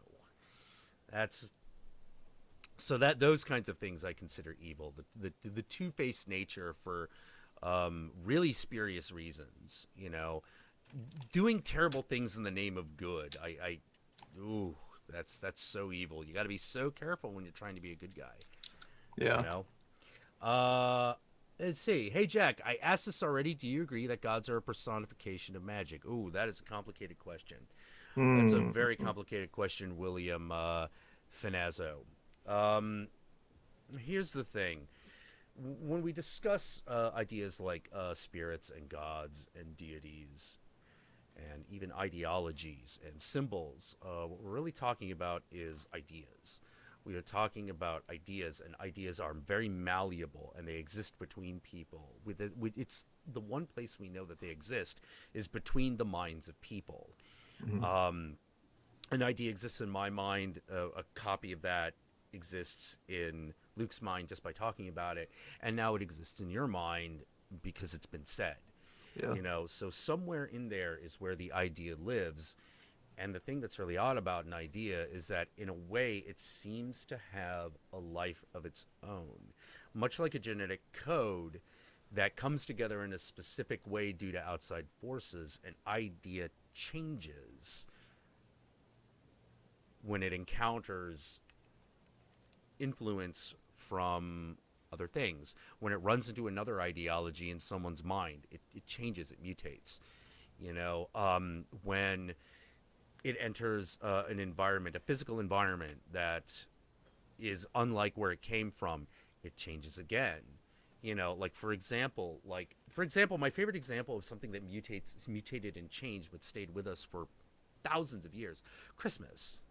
Yeah. Christmas. That holiday has existed for eons. Hmm. But the thing is that you look at it and you're like, how did we get to this point? How did we get to this point where it's about what it's about? And I mean all of it. I don't just mean the lights. I don't just mean the tree. I don't just mean Santa Claus. I mean the Nativity. I mean Jesus. I mean Father Christmas, the gifts, all of that. Because when you look at Christmas, you're like, this is not a religion that was made in the Middle East. It can't No. be. It's impossible. Like, you can't have Christmas in an area where winter does not bring with it snowfall. Because everything surrounding the way we celebrate Christmas is based around the fact that not only is it cold outside, you can't go anywhere. There's too much snow. Like, Yeah. I'm dreaming of a white Christmas. We say that for a reason. And that's how you're like, oh, this is actually a European holiday. This is actually Yeah. extremely It's a pagan. cultural. Yeah. Yeah, yeah, yeah. It's much more culturally pagan. You know, fucking Santa Claus is a combination of a lot of deities. Yeah. Of a One of lot of the different nations too. Yeah, yeah, yeah. The two primary ones being Odin Hmm. and um, is Odin and the Green Man, who hasn't. God, sorry, that brings up a whole other weirdness. But, I like, don't know. okay, the Green Man is like a figure that is often worshipped in these super pagan areas, but the only reason that they call it that is because these edifices of him exist, but no one is certain what his actual name is. But one of the prevailing theories is that he's actually the god Aang.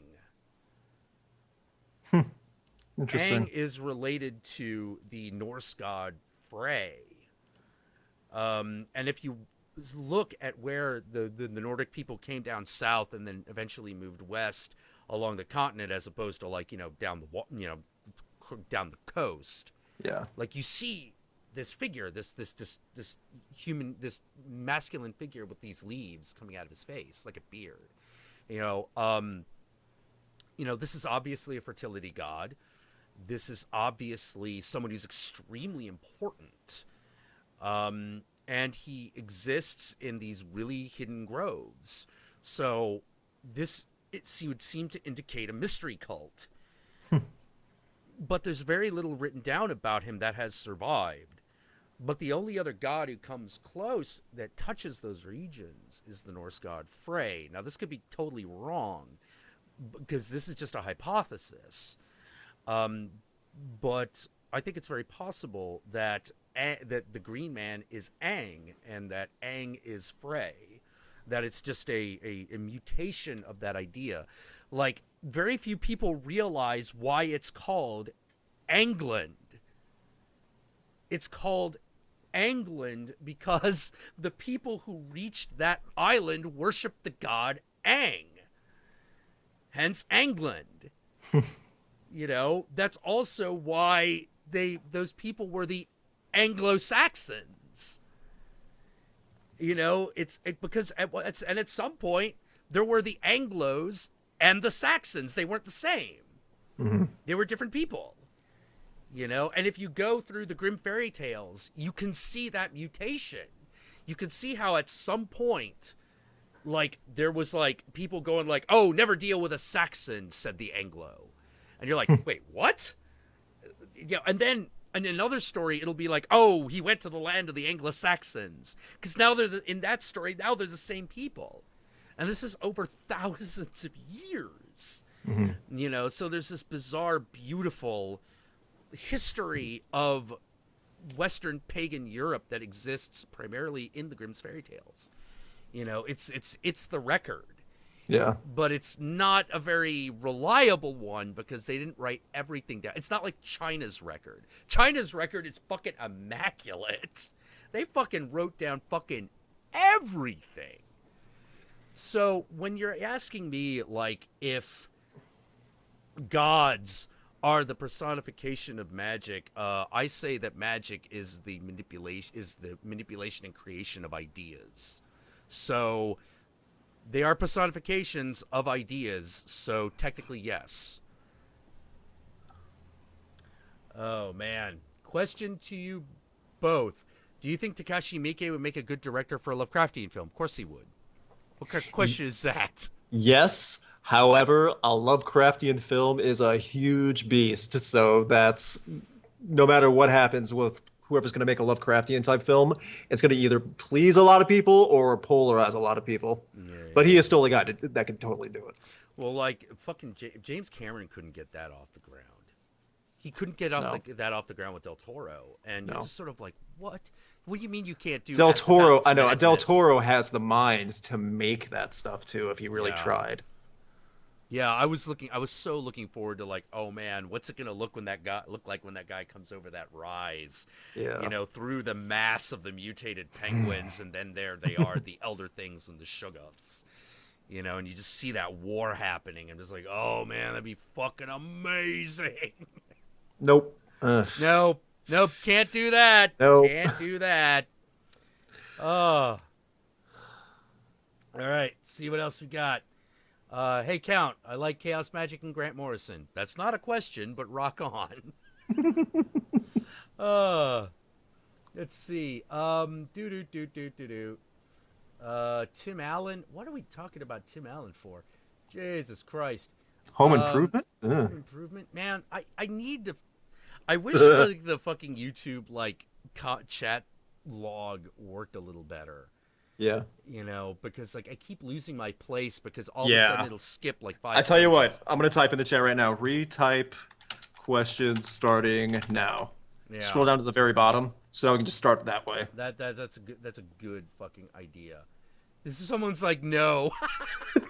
That's not a question. The slate It's for not a question. The slide for Chikata. you're not even a name. You can't even ask ask a question before you even type your name. Jack, you should teach elementary school. There is a whole system in place to keep a man like me from teaching Yeah, children. that'd You be know? great for the kids. Hey, would you read us Little Red Riding Hood? Absolutely, children. I will totally read to you Little Red Riding Hood. On the cusp of her third day, Little Red Riding Hood realized that she had entered womanhood. She Mm. realized this for for upon the snow. Hi. My 4-year-old daughter just told me that this Jack person was reading her horror stories. For the red of the cloak represented the blood which flowed twixt her legs on the cusp of womanhood. What's a cusp? That's a cusp. A cusp. It means it's about to fucking happen. Like your mind being blown, kid. Now sit down, hold your skull together, because it might fly apart. And Ah! the kid actually does like hold his head, like on his head, like the entire day. Yeah, yeah. Ah! Oh man. All right, let's see. Bop, bop, bop, bop, bop, bop, bop.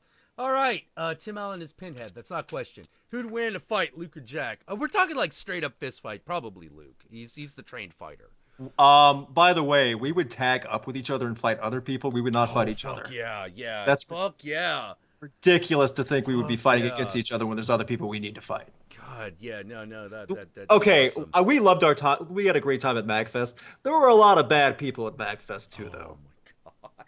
There are some people that needed to be punched in the face. Oh my god, yeah. The only reason it didn't happen because I was dying and he was busy. Oh god, but dude, you had to go to the hospital. I couldn't believe it. I didn't have to go to the hospital. I went to a clinic, but yeah, Oh, it jeez. was that bad. I kept it. I fought through it as much as because we had to keep doing that video. Kaluna's actually finally started to editing that video. That Oh god, I can't wait for that. I I can't know, wait right? for that. She's been pushing it off because she's been so busy with Game of Thrones stuff. But yeah, she said Well, yeah, she's. that Game of Thrones, those Game of Thrones videos fucking took off. I know that's what helped her out. Holy shit! Like first Yeah, day, what was that? 70K yeah. fucking She in the had a video first break day. 100K on those. So yeah, Man, so it worked so out. So awesome. and now that it's finally like slowing down for Game of Thrones S, she's working on other stuff. She's going to. So, Yeah, but yeah, because anyway, season's over, isn't it? to give you guys an idea of what happened at MagFest, we were filming this stuff for for Heather's video that I don't know if we can say their name or not. Like for a Oh video. fuck it, let's say it. Okay, Kaluna is reviewing Scooby Doo meets Kiss. and it's as ridiculous as it sounds. Yeah, and We it's the all big went, yeah, yeah, we it's the all went big all channel out. awesome collaboration video for that Magfest. Yeah, like this is the closest that like anniversary video is going to be to come since the anniversary videos. Like to have this many people a part of it. Yeah. But you know, but as far as like scope and tone, it's a lot more. Like if any of you remember the old Angry Joe videos that he would do Yeah. when they were filming the anniversaries, where it's just Angry Joe Yes. going through a fucking hotel punching guys and shit. Like it's a Yes. lot closer That's what to it that. is. That's what this Like is. yeah, we filmed it at the hotel room. But just to give you an idea, like we were filming all like almost all Sunday night. Like this were like the takes we were doing. Like when Josh was like holding the camera. Okay, action. Blah blah blah. Saying my line. Cut. Ugh. Action. Blah blah blah blah blah. Cut. Because I was that sick and like hurt. Just like I was just Dude. like trying to survive through that whole night. I was sitting there like I'm passed out because like I got an early flight, Yeah. and I'm like looking at that and I'm like, dude, I think Luke is gonna die. It was so bad. Like I threw up before I went to the airport. I got Oh, zero sleep. I had to be pushed around in a wheelchair at the airport. It was that bad. So oh I wasn't the only man. one that got sick either. I don't know who got everyone else sick. I know who I got mine from. I got mine from some scumbag at the concerts who, Oh, to just describe how bad this person smelled, he was one of the MagFest people who decided, hey, I'm on vacation. I don't need to shower. And there's a lot of those jerks. But okay, so this guy, he smelled like a combination of a disease and a festival outhouse. And I walked by the guy, and this was my reaction. Hey, oh, he smelled that God, bad. man. And I, One of the problems I have with some of those like Magfest concerts. So they have that like video game rave, right? I actually mhm, went to that for about like half an hour, and I'm okay. standing around, and I'm like, all right, guys, this is not a rave. And someone was like, why? And I'm like, I've been standing here for 15 minutes, and no one's handed me a joint. No one's offered me a pill. They're not No gonna have that. one is having sex in that corner. You know, no one is trying to get away with shit that they shouldn't be doing. No This one's is gonna. not a rave. You No know? one's gonna even attempt that. No one even that would not even come into their mindsets. No, no, And no, that's not even fine. That's close. fine that it wouldn't. But don't call it. Don't Don't label call it it a something. rave. That ain't Yeah, no rave, exactly. baby. That's rave play at best. Oh Uh, man. All right. What's the hold on, what was it? Hey Jack, opinion on Robert E. Howard. He made Conan. Robert E. Howard, like if you want like the tale of masculinity conquers everything. That's Robert yeah. E. Howard. And it's funny looking at pictures of Robert E. Howard because he is a short little fat dude.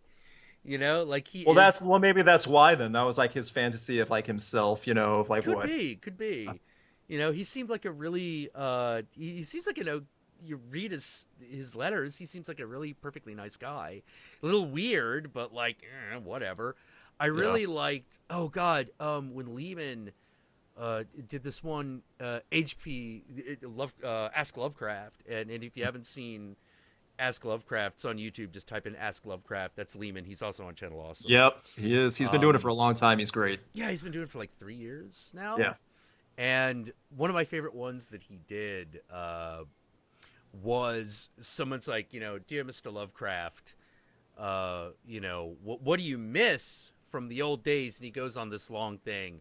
And he goes, and I think but the thing I think I miss the most from those days is my friendship with Robert. And I was like, oh, you're talking about the friendship between H.P. Lovecraft and Robert E. Howard.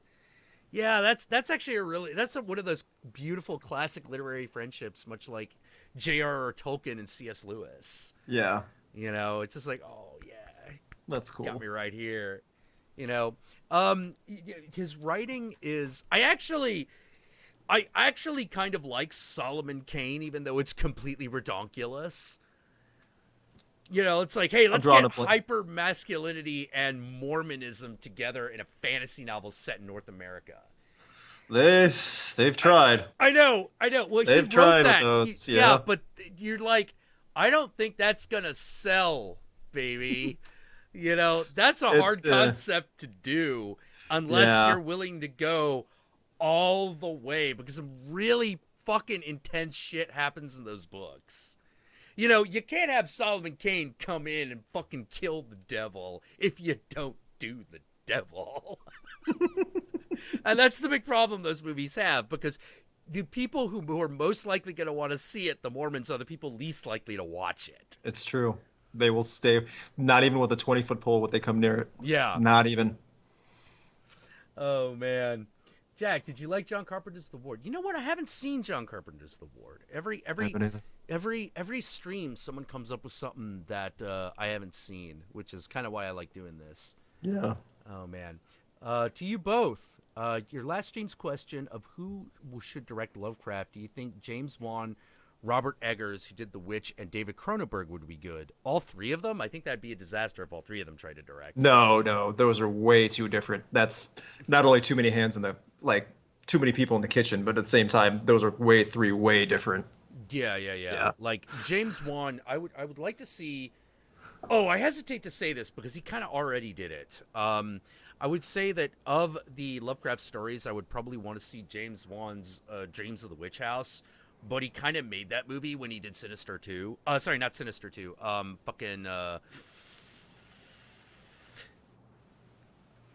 Insidious 2. I'm pretty sure that was James Wan. Let me double check. I don't want to be a complete joke. Insidious 2. Burp. Yeah. It was James Wan. I was right. But yeah, he kind of did that with Insidious 2, so maybe not, because Insidious 2 is really bad. Robert Eggers, I think, would be really good for the Dunwich horror, because that's one that doesn't rely too much on special effects until the very end. That's the thing with the special effects for that one. I mean, that's the Witch director, correct? Yes. Yeah, I mean, I'm sure it could happen, but the way the Witch was crafted, you could tell that he has an eye for creating an atmosphere out of nature and just elements that are natural, like with people, just the mood, not so much with special effects, with scenery that's artificial. So I don't know. That's a hard one to say, but yeah. Yeah, but given the way that the characters in the Dunwich horror are, the way the story is presented, I think you could do that one, because a lot of it is the his brother, was seen walking around the town, that's the tone of the Dunwich horror, so it'd be very good to actually he could do a movie with that tone, where you're only vaguely seeing the goat-headed guy, as he just mutates more and more with his brother's help. Until the very end, where you have the big blowout, where everything just goes completely apeshit. Yeah. I think he could do. See, that's something Del Toro would be great at. That's Del why Toro would be amazing. At that part of it, he would be the master of it. I don't know why that can't happen. I don't understand why. Yeah. And David Cronenberg, in many ways, did. If you've seen Naked Lunch. I mean, obviously that's Burroughs, not Lovecraft, but if you want an idea of what that kind of milieu would look like in Cronenberg, that's Naked Lunch. And I would absolutely want David Cronenberg to do like Dream Quest of Unknown Kadath, because I think that would be fantastic. Mhm. Like, you'd be watching that thing and just be going, what the fuck is going on? You know, like when you watch Naked Lunch. Yeah. And that would A be lot of movies. awesome. Yeah. Yeah, another guy I would have loved to have done like a Lovecraft movie was Ken Russell. Um, Actually, he kind of did do a Lovecraft movie, except it wasn't. It was a Bram Stoker's. Lair of the White Worm is a Bram Stoker story. A lot of people don't know that, but this is from Bram Stoker, author of Dracula. Yeah. Let's see. What are you? What are you takes? What are your takes on the trickster archetypes such as Loki of Norse myths and Old Man Coyote? Oh! The trickster is extremely important. He is massively important. He is. You have to have someone willing to be a fool, and that's what the trickster is. The trickster is not only the greatest swindler; he's also the greatest idiot.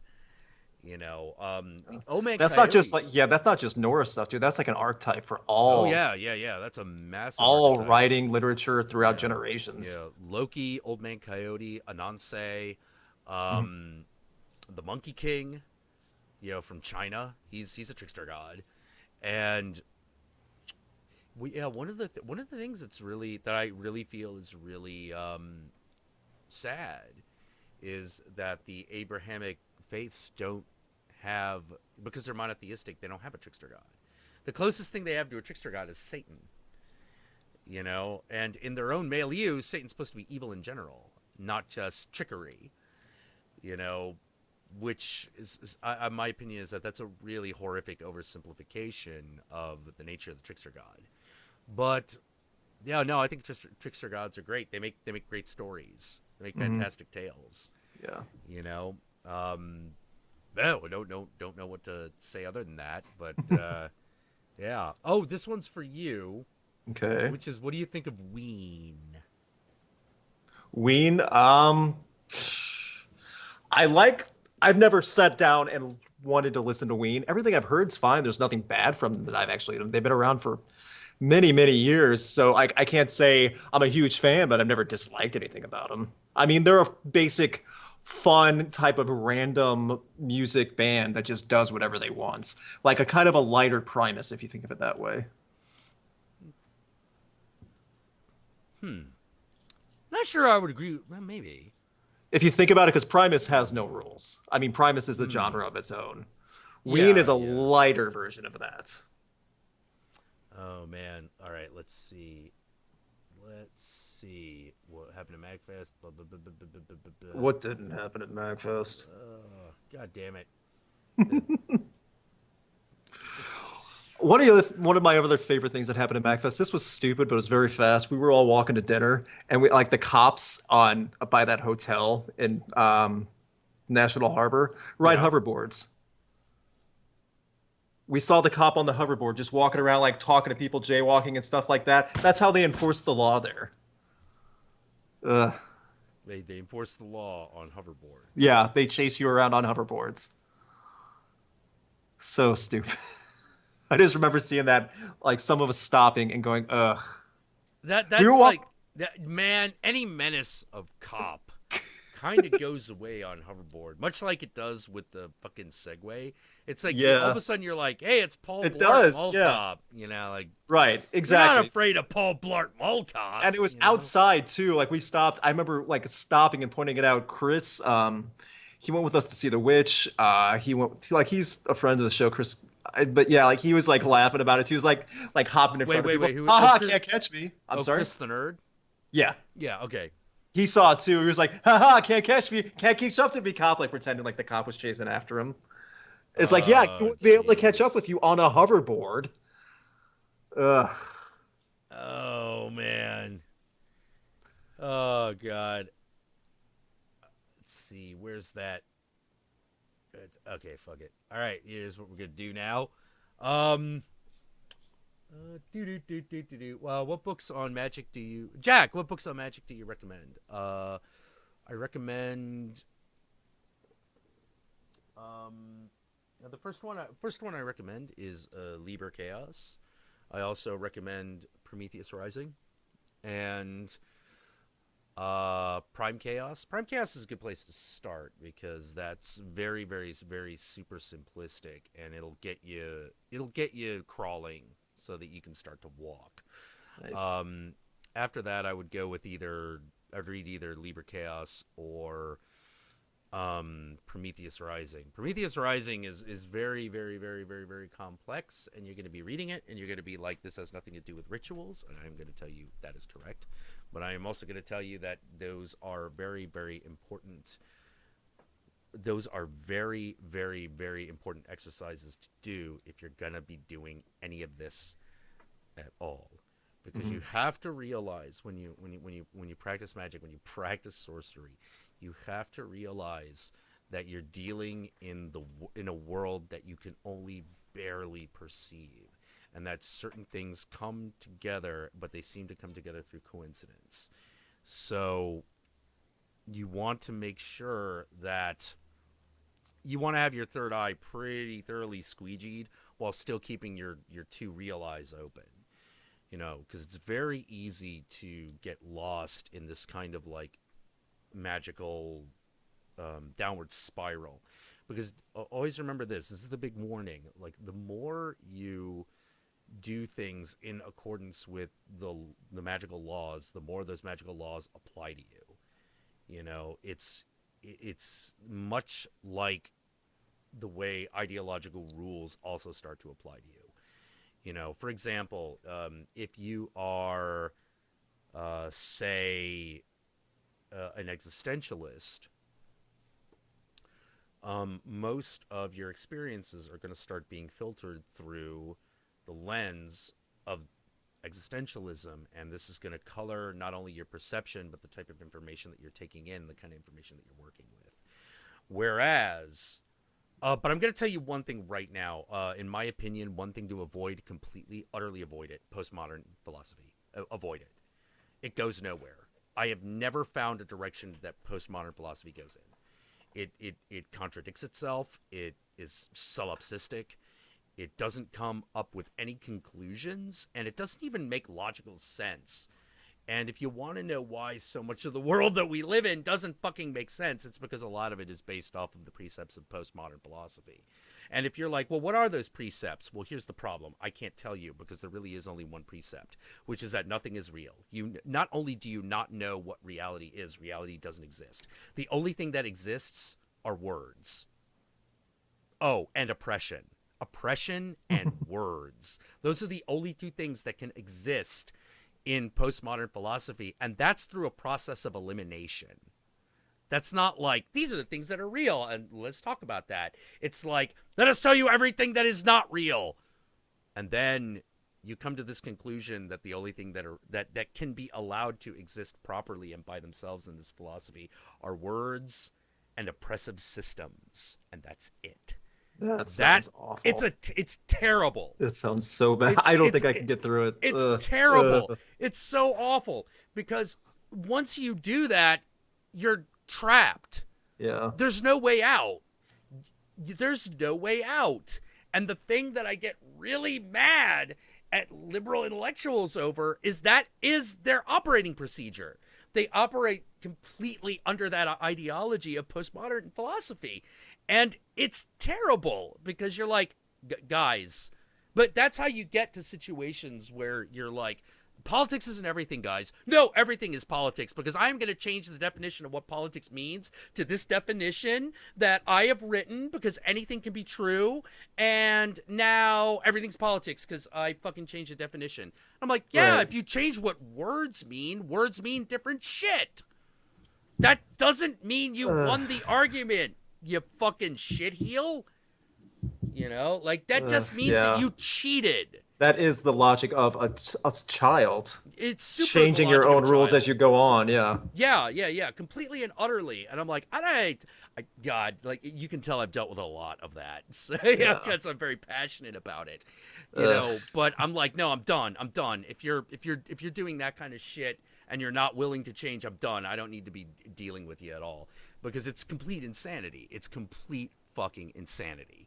And I really do blame postmodernism for a lot of the world's current problems, because holy fucking crap, how do you live in a world that is devoid of meaning and humanity? Where Yeah. words are more important than you. Words are more important than the mind which conceives them? You gotta be fucking kidding me. That's retarded. Yeah. You know. Alright, let's move on. Let's see. I should check out Jack Stickman. Alright. In case you missed it, is it true what they say about Satanists don't really worship Satan or take it seriously?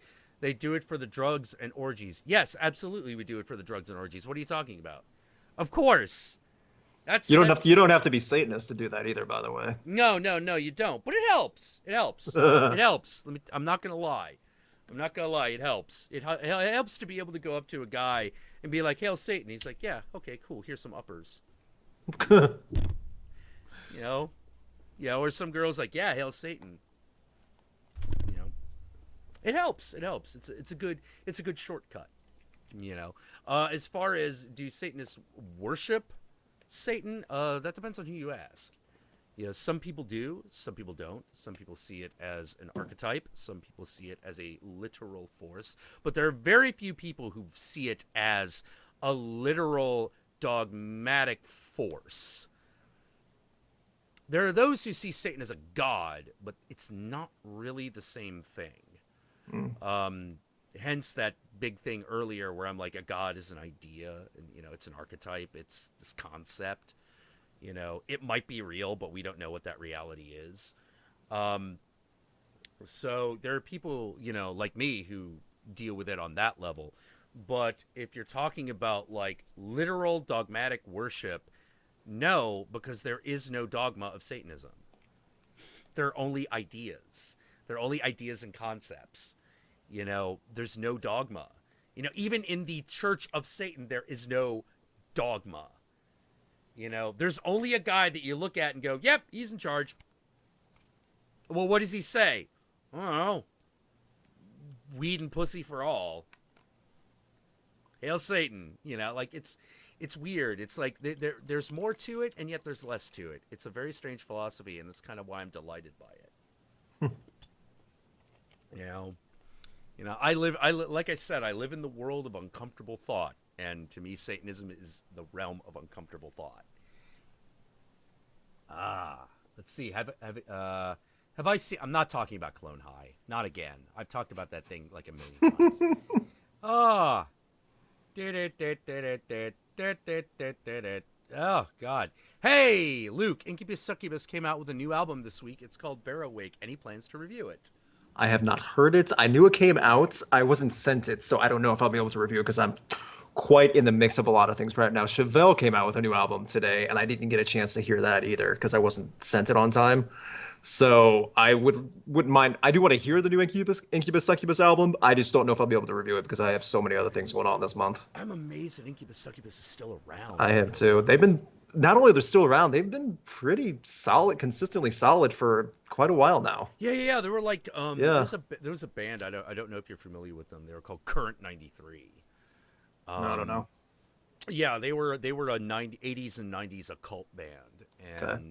so here's what you got to understand about what the name of the band means. All right. So, in the Temple of William Blake, which is a branch of the Temple of the OTO, which is Aleister Crowley's deal.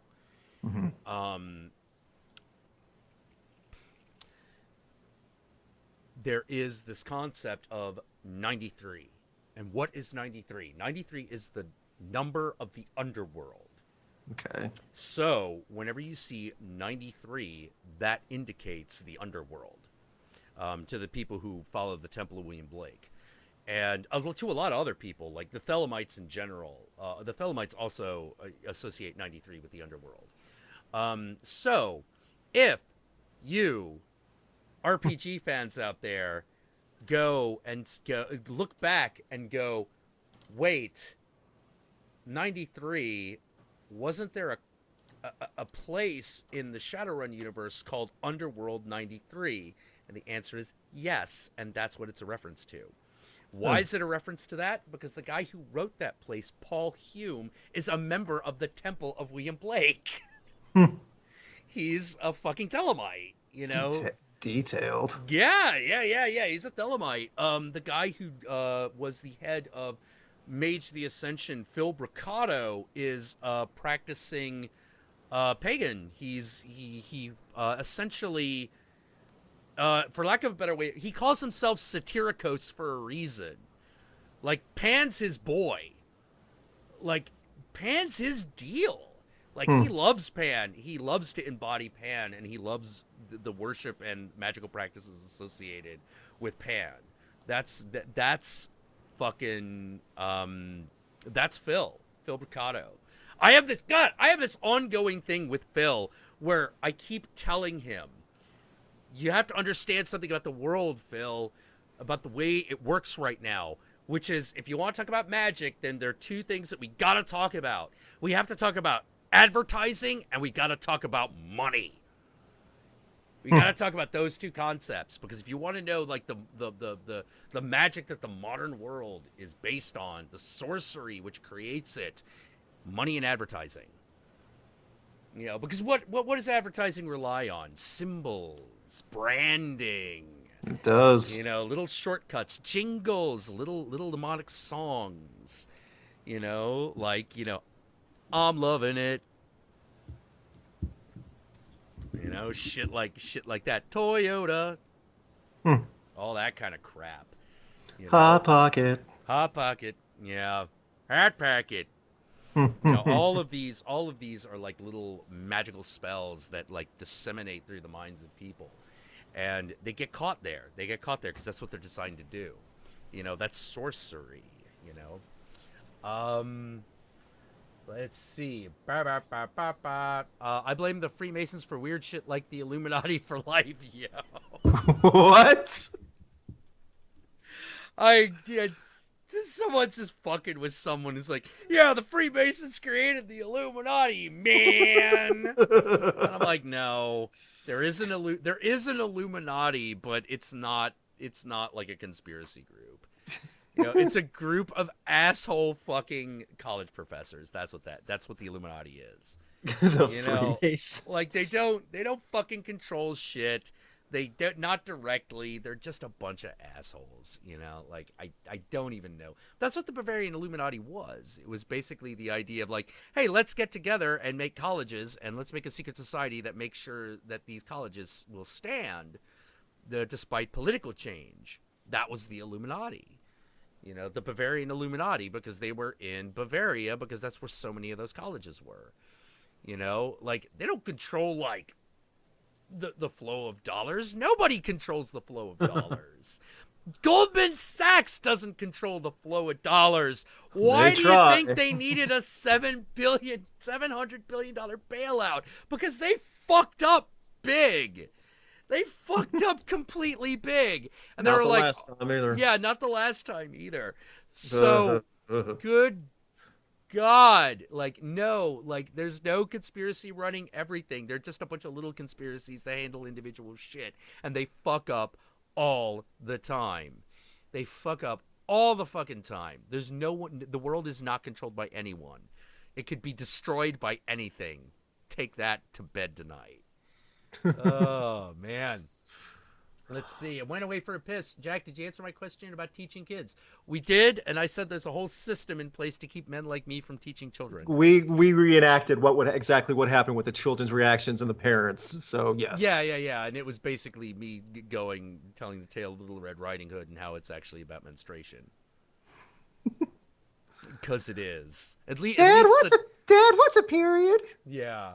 It's actually really funny. The original story that Little Red Riding Hood comes from, the first tale where there's a wood, a grandmother, and a wolf is not. There's no little girl. There's no Little Red Riding Hood, and there's no Big Bad Wolf.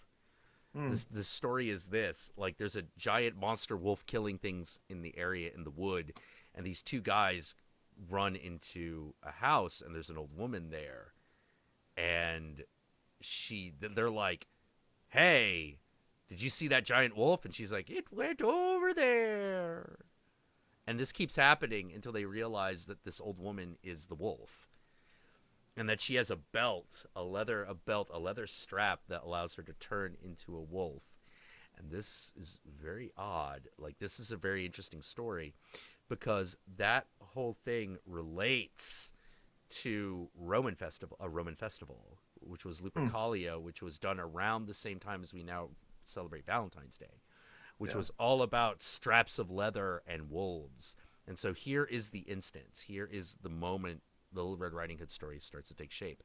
Then it starts to turn into a cautionary tale and mutates into a tale about the caution of engaging in original sin. That's when, like, you get the red cloak and the whole, like, I'll beat you to your grandmother's house and all that stuff.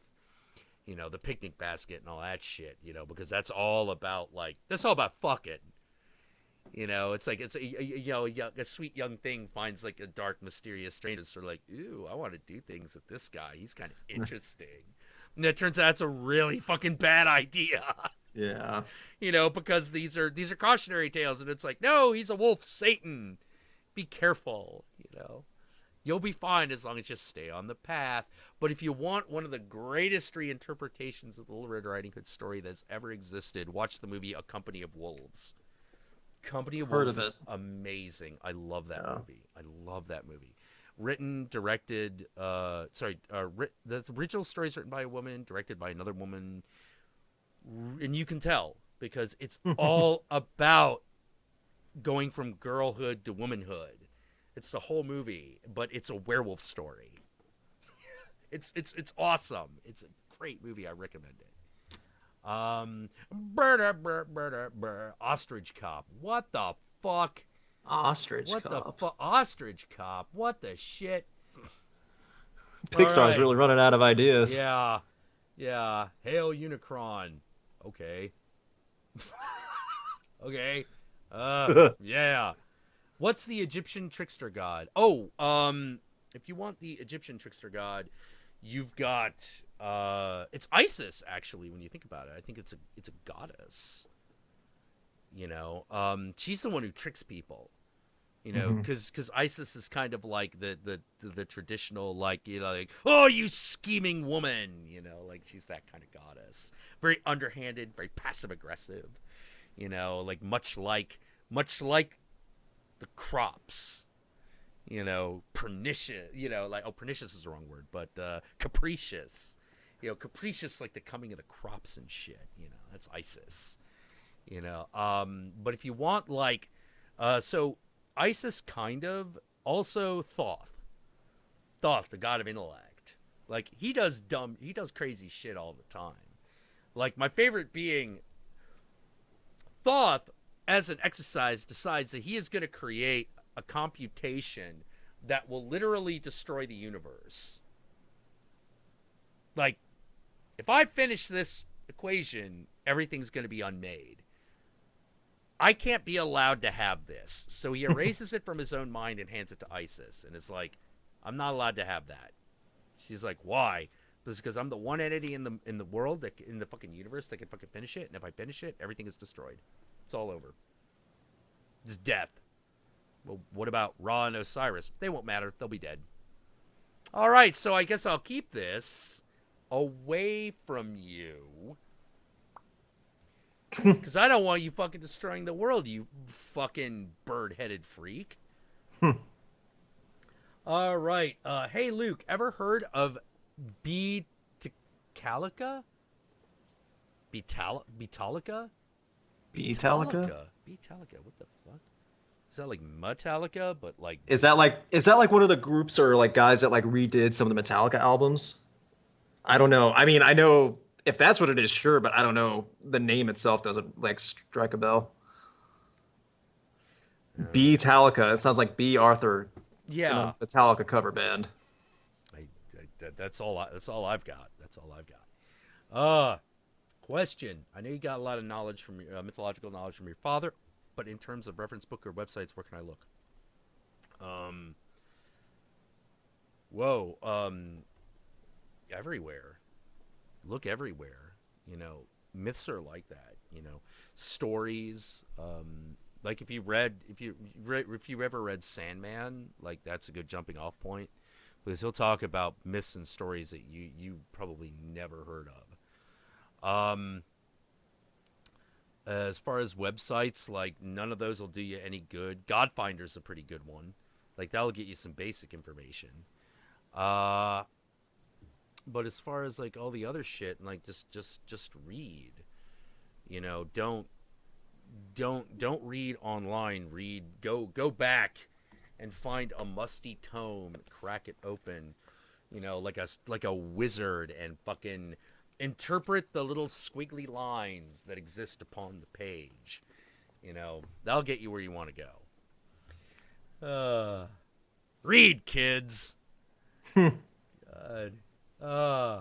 Hoverboard cops. Oh wow, it tells you how long ago that shit was. Yeah. Hell bikes. Ostrich cop. Ostrich cop. Okay. Question for Jack. Super Anime Girl 13 says, you know, I looked up magic books in middle school and got sent to the office for searching devil magic. Yeah, but I guarantee you got that from the school library, didn't you? It was there. I don't know why every fucking Christian school library has like that one occult section. It's got like 4 books in it. Yeah. Why would they have it in Yeah, there? why do you even It's like you're baiting kids to get in trouble. yeah, it's like, Yeah. why is this here? You know, not that I have a problem with it being here, but don't you have a problem with it being here? The only thing I can think of is maybe like misinformation. You know, if we get them thinking that this is what it is, then they'll never catch on to the real shit. It's just the only thing I got. Mm-hmm. Let's see. Question for Jack: what's your favorite Mario Bava film and or Bava recommendation? Oh, let me hold on. Let me make sure I've got. Yeah. Probably my favorite of the Bava films, probably Blood and Black Lace. That's a good one. That's not even like a traditional horror movie. That is literally like a sex and erotic thriller. It's pretty good. Of course, there's also Black Sabbath, which is another good one. Kill Baby Kill, I can also recommend. You know, just watch them. Just type in Mario Bava, find some shit, and watch it. A lot of it's on Netflix. Hey, Crash, sup? Jack, have you read or do you own the Book of Black Magic by Arthur? No, I don't. I don't actually own a copy of that book. Let me just make sure that yeah. The Book of Black Magic, and I look. I'm not saying that like every fucking grimoire in this world is you can judge by its cover, but we're talking about a book that is literally put together with a fucking plastic comb. If Cleopatra doesn't want to fucking publish your shit, maybe you want to think about this. Yeah. Yeah, Book of Black and Ceremonial Magic. Edward Waite. Like, no, not really. Don't even know the name. Black Magic. God. Well, it's weird. I don't know how to put it, but like, it's not the worst book ever. But here's the thing about it that I always kind of had a problem with, which is, it calls itself the Book of Black Magic, but then like backs off of the Satanism thing. And I'm like, come on, man, go all the way. Go all the way. But like, I don't actually, but there's a lot of stuff in that book that's actually not that bad. You know, but if you want like, but they're better ones.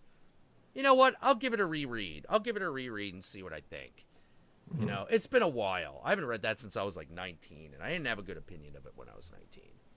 You know, So I'll check that later. So, you know what? Forget everything I said. I'm going to reserve judgment. I'm going to reread that shit. But I don't own it.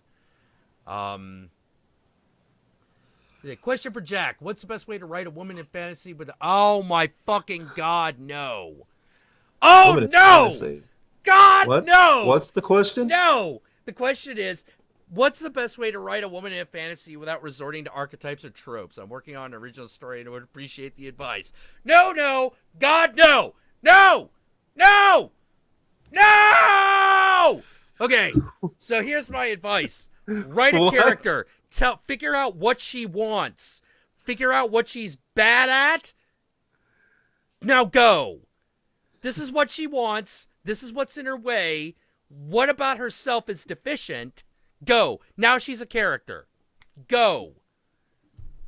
The fuck. That's how you write. But she has to be the video game princess. Well, the minute you're talking about the minute you're talking about crafting a good female character, you're already in the wrong place. You're already in the wrong position. Now, you shouldn't be, because that doesn't sound like it's a bad idea. The problem is in the current ideological space that we hold, it's a terrible idea. It's a terrible place to start. You know? Like, if you want to write, like, a good female character, go to Myths and Mythology and read that. You know, read Eros, read the story of Eros and Psyche. Look at that. Read stories of moon goddesses. You know, read stories of, nymphs and witches and shit like that, and pull something, particularly if you're dealing with fantasy, and pull something out. Notice the symbols that accompany the female characters that are consistently popular. I've said this before. Why do I hate Wonder Woman with a sword? Several reasons. One, war goddesses don't generally have swords. They have spears. They have spears and bows and arrows.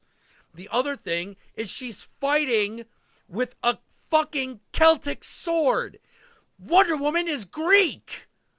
Why does she doesn't wield Excalibur. She's fucking, it's just all wrong. Wonder Woman with a sword is all wrong. She's got to have a spear or her fucking fists and that lasso. And my opinion is, if you're looking at a Wonder Woman and you're not going fighting for your rights in your satin tights, you're doing it wrong.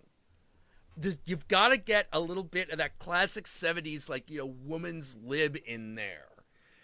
With That's a thing of the past. There's no way that's going to come back. Dude, no. You can No do way. it. And I'm going to prove to you you can do it. You know how The I know that? backlash would be so bad. Fuck a backlash. You could still do it. And I'm going to tell you why.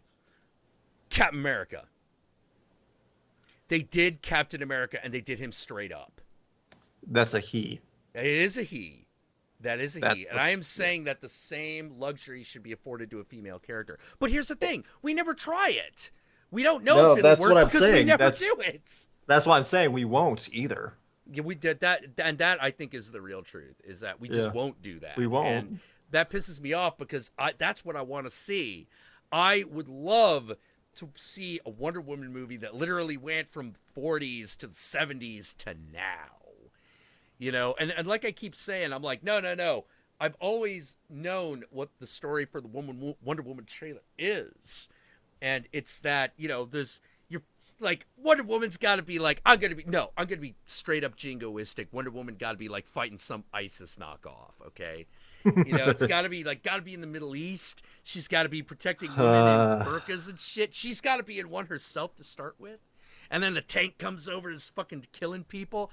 She fucking blocks a tank shell with her bracelet and then picks it up. Ba-da, ba-da, ba-da, ba-da. Boom, boom, boom, boom, boom, boom. Wonder Woman. Come on, you gotta do it. She's gotta have like the Old Glory underwear. Come on, that's Wonder Woman. It is, but that's gone.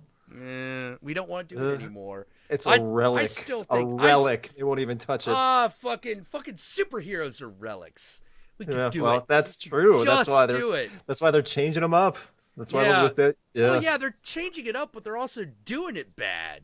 Like, the thing I like about the Marvel fucking movies is it's like, oh, it's just Iron Man. Yeah. It's like, yeah, it's a guy who is a businessman in a giant metal suit that punches Right. guys. That's why I like Daredevil so much because it's a Oh guy in a yeah. suit who actually is blind, but he's also a real human being, and there's nothing else Yeah, to yeah, yeah, embellish on yeah, yeah. that. Because in a television show, you can really get into that shit. You Yeah, can exactly. really do that. But like, my feeling is like, no, superheroes are stupid. They're super stupid, super dumb. Yeah. Just realize that these are the rules of superhero, and go from there.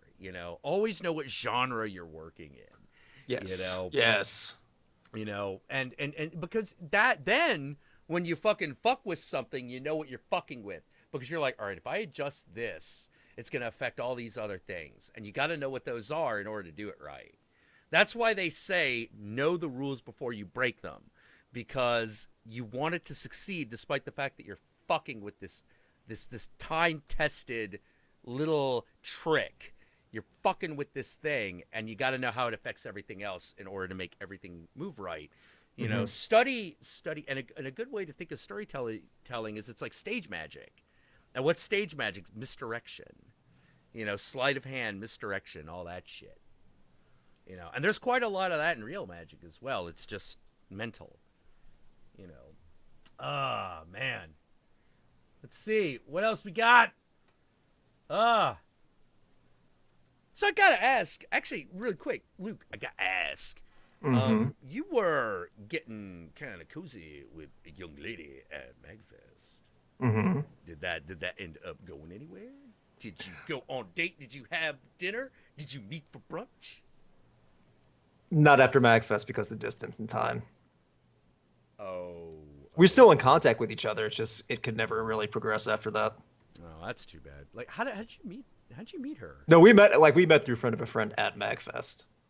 Oh, like that Magfest was when you met her. Yes. Oh, okay, cool. And we knew through mutual people. That's how we knew each other too. So she's awesome. It's just I think distance and time. She's super busy. I'm super busy. That's what kind of keeps that Yeah. from happening. Oh man, Rick Classic asks, "Hey, rock and roll has had a lot of myths over the decades, such as Paul McCartney is dead, Jimmy Page was a Satan worshiper, etc. What's your favorite rock and roll myth?" My favorite rock and roll myth, and I mean myth, like completely didn't go down every way everyone thinks it did. Alice Cooper and the Chicken. Oh, That's my favorite. yeah. Like, there was a dead chicken. He did throw it from the fucking stage, but the Hmm. chicken wasn't his. Someone else threw it. Yeah. Someone else threw it on stage. And he was just like, okay. Oh, Throws it back, yeah. does crazy shit. And then everyone's like, like fucking Alice Cooper sacrifices chicken in satanic ritual on Right. stage. And they're like, did that happen? He's like, no. But I wasn't going to tell him no. I wanted my album to go platinum. Yes. And I'm just like, yeah, fuck yeah, Alice. So that's my favorite myth, because the thing with the bat might and Ozzy might have happened, but here's the problem: Ozzy's memory is fucking Swiss cheese, man. That's not a might. That did happen. Oh, that did happen. Yeah. Oh, okay. Everyone who was there has confirmed it. Oh, all right. With Ozzy and the bat, yeah, he bit the head off. The part but most people don't know is that he had a second bat in his other pocket that he bit off when someone pointed out to him that he had another bat in his pocket afterwards. Oh, okay. So that's how that went down. Yeah. Okay. Oh, jeez. So much. Might have happened? What the hell's wrong with you, dude? That has been long since confirmed. Yeah, that was a legit thing, but Yeah, well, I that's don't want that. you spreading lies on your stream. Okay, that well, was 20 years of heroin abuse. So, of course, he's going to do stuff like that. yeah, yeah, yeah. Okay, well, then at that point, that's not even a myth. Right. Yeah. Okay, so that went down the way we know it did. All right. Well, yeah, that's not a myth at that point. So I think my favorite myth is still fucking Alice Cooper sacrificing a chicken in a satanic ritual on stage, because there was a chicken, it was dead, but there was no satanic ritual. How about you, Luke? One of my favorite myths, this isn't nearly as intense or anything. If people that I've not never been a huge fan about Korn, but I've liked Korn albums in the past. The last song on the first album, everyone keeps thinking these crazy things about how it's about murder, how it's about all these sick things about like how sexual abuse, molestation, things like that. It's really nothing even close to that. Like Jonathan Davis has said many times, it's about how he was really roughed up and had the crap kicked out of him by a babysitter, like the paper kid, like that he was watched by, and nobody believed him. Parents didn't believe him. Teachers didn't believe him. That's what the song's about. Everyone else thinks though it's about some crazy type stuff, and no, it's not like that. Yeah, it's a very it's a very normal thing that like no one believes. Yeah, Yeah, yeah. Oh, geez. Oh, those situations are the worst. right. Those They situations really are are. absolutely the worst, where you're just sort of like, no, this happened, and like nobody fucking believes you, Yep. or they don't want to believe you, or they them not wanting to believe you is fucking rough. Like Yeah. that's when you know you're completely And fucked. when you're a child, there's no way out of it. Oh no, no, no, you're just trapped. You're just Yeah. trapped. There's nothing to be done. You're just completely fucked, and that's one of those. It's one of those things that like. It's one of those things that traumatizes people, like Yep. when you can't get out, and that's why I don't like, it's like I said before, like it's why I don't like PC and the obsession with oppression, because once your specialness is defined by how much you either are or aren't oppressed, if you're in a shitty situation, it's a lot harder to get out, and you don't want it to be hard to get out of a shitty situation, you know. Yep. I Oh agree. man. All right. Question for Luke. Lane Stanley was a better singer-songwriter than Kurt Cobain. Thoughts? Lane Staley from Alice in Chains. This might be an unpopular opinion. I don't know about songwriter or lyricist, but vocalist and singer, yes, Yeah, yeah, I would agree I with agree that. for sure. Yeah, I would totally agree with that. Yeah, I mean, yeah, Sound of Alice in Chains is just way more exactly, cohesive. You definitely. know. Seeing Alice in Chains in September too. I'm excited. No Lane Staley, Oh obviously, but man. I'm excited. Oh man, that's gonna be. Is I gotta ask? Is an Alice in Chain concert still like, fucking like tattoo leather girls galore kind of place? Kind of. I'm going to a festival for these guys. So, Oh but at the okay. same time, that will be a big. Last time I saw Alice in Chains, it was in 2012. It was also at a festival, but it was a lot more of the adults. It's not so much the girls in leather and chains. It was like a lot more just guys in t-shirts trying to relive the classics. Got it. Got it. Got it. Yeah. And that's still really cool though. So, Oh man. All right.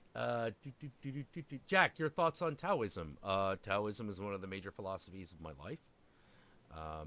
So my thoughts on that, I could go on forever about Taoism.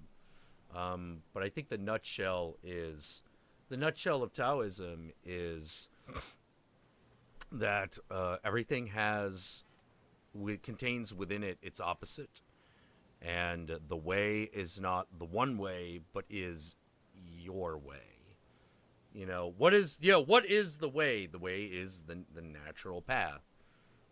That which engages you in life, saying yes to difficulty and hardship, and accepting that, but not accepting that simply passively, but being like, yeah, yeah, things are shitty, things are bad, I'm gonna change it. That's also part of it. But the greatest Taoist line to me is the story of Lao Tzu meeting Confucius. Confucius goes to Lao Tzu because Lao Tzu is this like old sage. He wrote the Tao Te Ching. He's the big philosopher of the day. Old dude, ancient, crusty, like egg shen looking dude.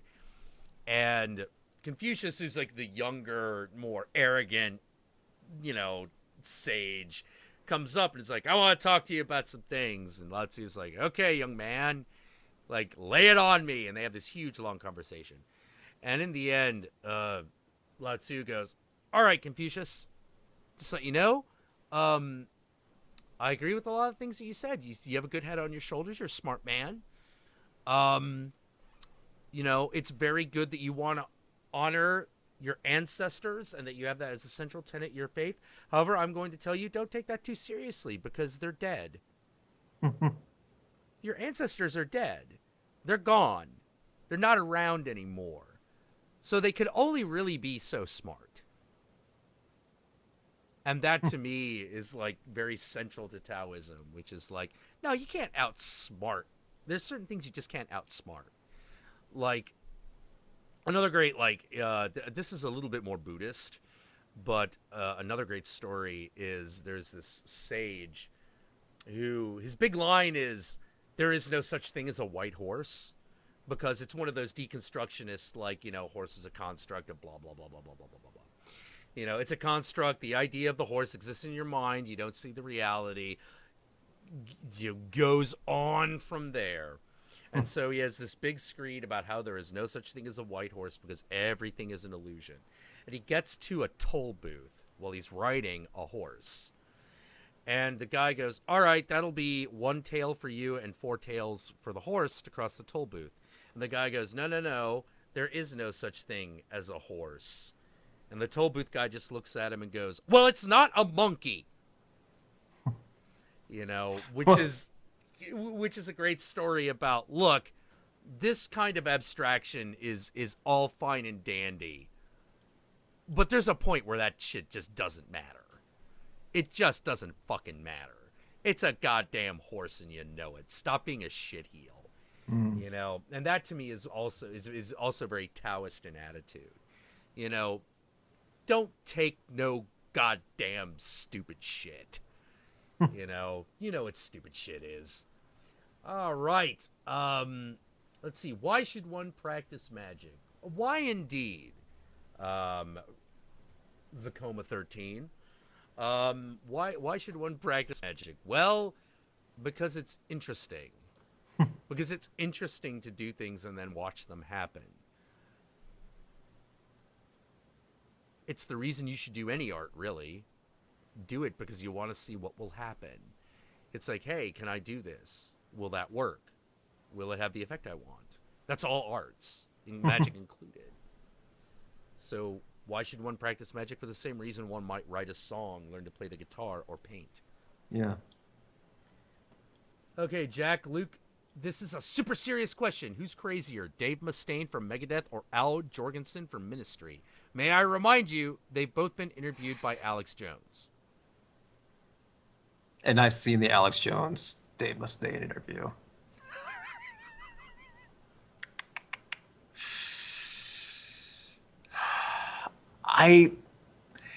It's not so much Dave Mustaine is crazy. He's just so one-sided, completely, undeniably stubborn and one-track minded on his viewpoint.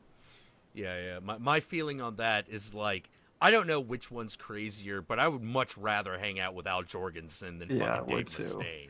Dave Mustaine would be great to meet. Yes. That's where it ends. Yeah, but to see live. I just saw them live back in April or May. Great concert. Yeah, that's where it ends. Yeah, but like hanging backstage with Al Jorgensen, that guy is interesting. Yeah, and he doesn't care. He doesn't care if you think he's insane. Is I think the critical difference between the two. Dave Mustaine that's a good way to very serious. Al Jorgensen is like, yeah, I'm fucking nuts. I'm completely fucking nuts. Fucking aliens come down, beamed fucking energy into my brain, and now lizard people fucking rule the earth. Open your eyes. But remember, I'm completely fucking crazy. That's kind of why I like Al Dave Jorgensen. Mustaine would not even be able to think about 8 like that without going, but you know what else is really bad? Democracy. Democrats. 5 minutes later, stupid Obama. Obama didn't ever help Megadeth. Obama never fucking bought a Megadeth album. Man. He went to see Beyonce, but he won't go see Megadeth? Yep. We've been around way longer than her. Racism. Reverse racism. Reverse racism. Do something for the white man for a change, Obama. By buying Megadeth's new album. Yeah, it's one of those it's like, Dave, love your music. Shut up. His political opinions are so fucking retarded. They are intense too. Oh my god. Super. I mean, we all know super right-wing people. He is on the Sean Hannity, level. He is right. Oh my god, yeah. he is right there. I mean, so that's why I say it would be great to meet Dave Mustaine, and I would recommend seeing Megadeth live in concert, but that's where it Yeah, ends. yeah, yeah, yeah, yeah. It's one of Sitting those down, like yeah, great, sitting, great yeah, musician. yes, I don't know about the other thing, but like, yeah, Al Jorgensen. Yeah, I'd much rather hang out with. He wrote. I mean, he was in two of my favorite bands all time, the Revolting Cocks and Ministry. You know, any man who can do Psalm 16 and Helicopter is a man I want to know. yeah, I know, yeah. Hey kids, want a soundtrack to make you feel tense? They want to run out and buy a gun? Don't Who you wants hear to? it? Kill for Allah, kill for Jesus. Who Listen to wants to? that. Who wants to hear me play Holy Wars? But before then, let's talk about the war in Iraq right now and the lies that President Obama is telling you about what's really going over there. Yeah, yeah, yeah. The guy who wants to like hang out with Timothy Leary and put him on his lyrics on an album, and fucking guy who's gonna complain about Obama, like Yeah, that's just two sheesh. Yeah, different types of human being. One you want to hang out with, the other you just don't. exactly. Like their latest album, Megadeth Dystopia, it actually is really good. Yeah, it I is. had, but I had to do this trick in my mind, and it works for everyone I've told this to. Think about a futuristic alien planet. Don't think about like how he's comparing this dystopia to America. Think about like this whole fictional world on another universe. And actually, Yeah, the yeah, music actually works really well that way. yeah. If you like blue, give it a little Blue Oyster Cult spin. Exactly, just totally fictionalize it because you do real, and it's totally understandable. Dave Mustaine is talking about why he thinks America is literally at the bottom of the toilet right now. Blah blah blah. You know, just stuff God like damn that. it! When someone like Alice Cooper makes that statement, it's just way cooler than when Dave Mustaine does. Yeah, it's You more. know, It feels more sincere too. I it feel like does. It Dave does. Mustaine is. It's just such like a off the cuff. It's like, yeah, well, that's what you get when you put another Democrat in the White House. You Yeah. know. Like, have you ever heard the NoFX album, The Decline? Mm-mm. Oh Not well. man. I songs of it, but no. I mean, Oh yeah. man. Well, let me. I'll warn everybody. Everyone should listen to that album at least once. But you're gonna want a palate cleanser because that fucking story, that fucking album is depressing as shit. It's super depressing because that's what they were feeling at the time. They were like, "That's it. It's over. It's just over." You know, how are we gonna climb out of this? Um, and yeah, yeah, yeah. And the thing that it's completely insane. It's completely fucked up. But yeah, no effects. The decline. Check it out. Really, really good. Really good. Mhm. But put something happy on afterwards. But not too happy Yeah. because Well. then you'll like be like, this is too so fucking happy. Everything fucking sucks. Like put on like a Ghost album or something. Yeah. Like Just be something happy different. about something Yeah. Yeah. awful. Or Alice Cooper. Alice Cooper, did a great one. Oh man. Let's see. As horror fans, do you find the current state of the horror genre, both books and film, to be stuck in a quagmire of mediocrity or starting to reemerge with fresh new ideas or a new renaissance? I'm both. Yeah, both Okay. are happening. Both are happening. Popular horror movies are stuck in these kind of endless poltergeist ripoffs right now. Um, which when that first started, it was fine because hey, we hadn't done that in a while. Let's go back. But now it's been like what 7 years of like haunted house stories. Hmm. It's like oh please something else, please something else. And the thing is, we've been getting something else. We've been getting other shit. We've been getting like It Follows. We've been getting um, The Witch. We've been getting The Babadook. We've been getting all these really, really, really cool movies. And it looks like there are going to be some more on the way. Like I really want to check out Neon Demon. You Yeah. know, see how that goes. There's been a rise of satanic films lately, which I think is really cool.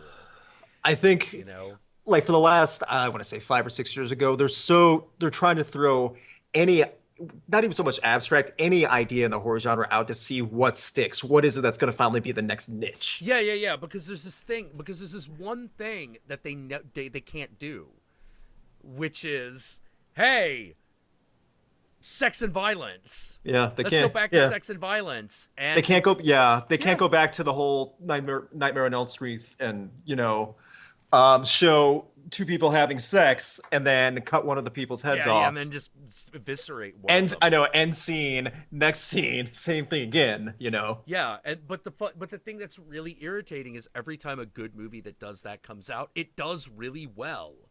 People's appetites are whetted for that kind of thing. It's just that they keep interfering and they don't want that to happen because we were having this stupid discussion about, oh, well, what are the messages in media? And I'm like, and here's my big question.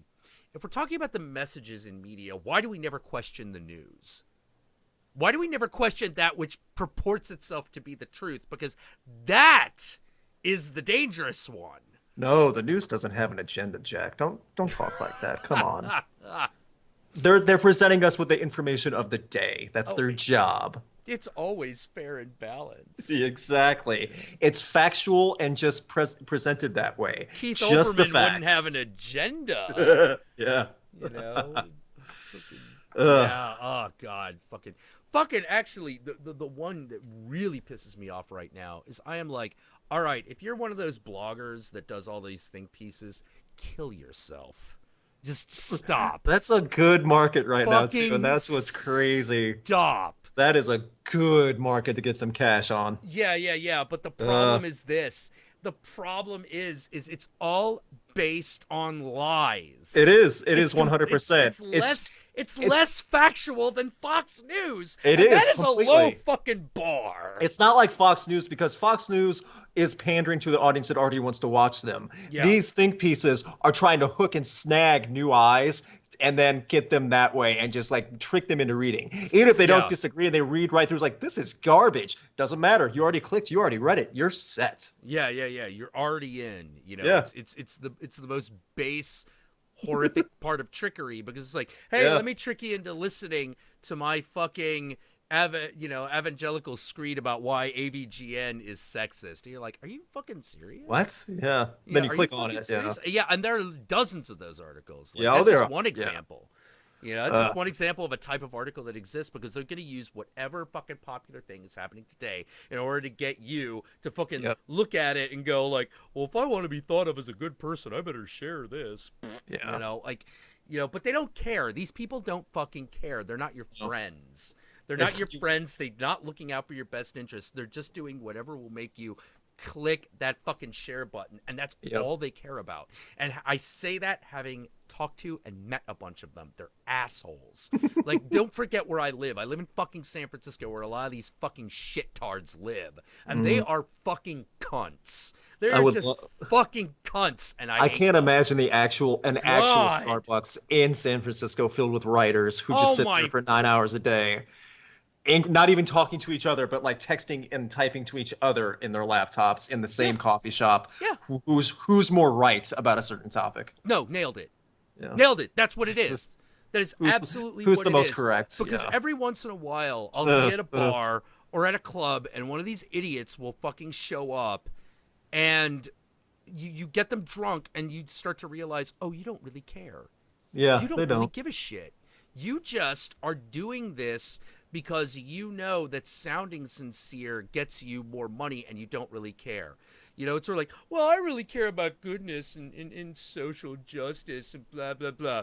But you know what's wrong with black people? And you're like, whoa, Whoa! whoa, for real? For real.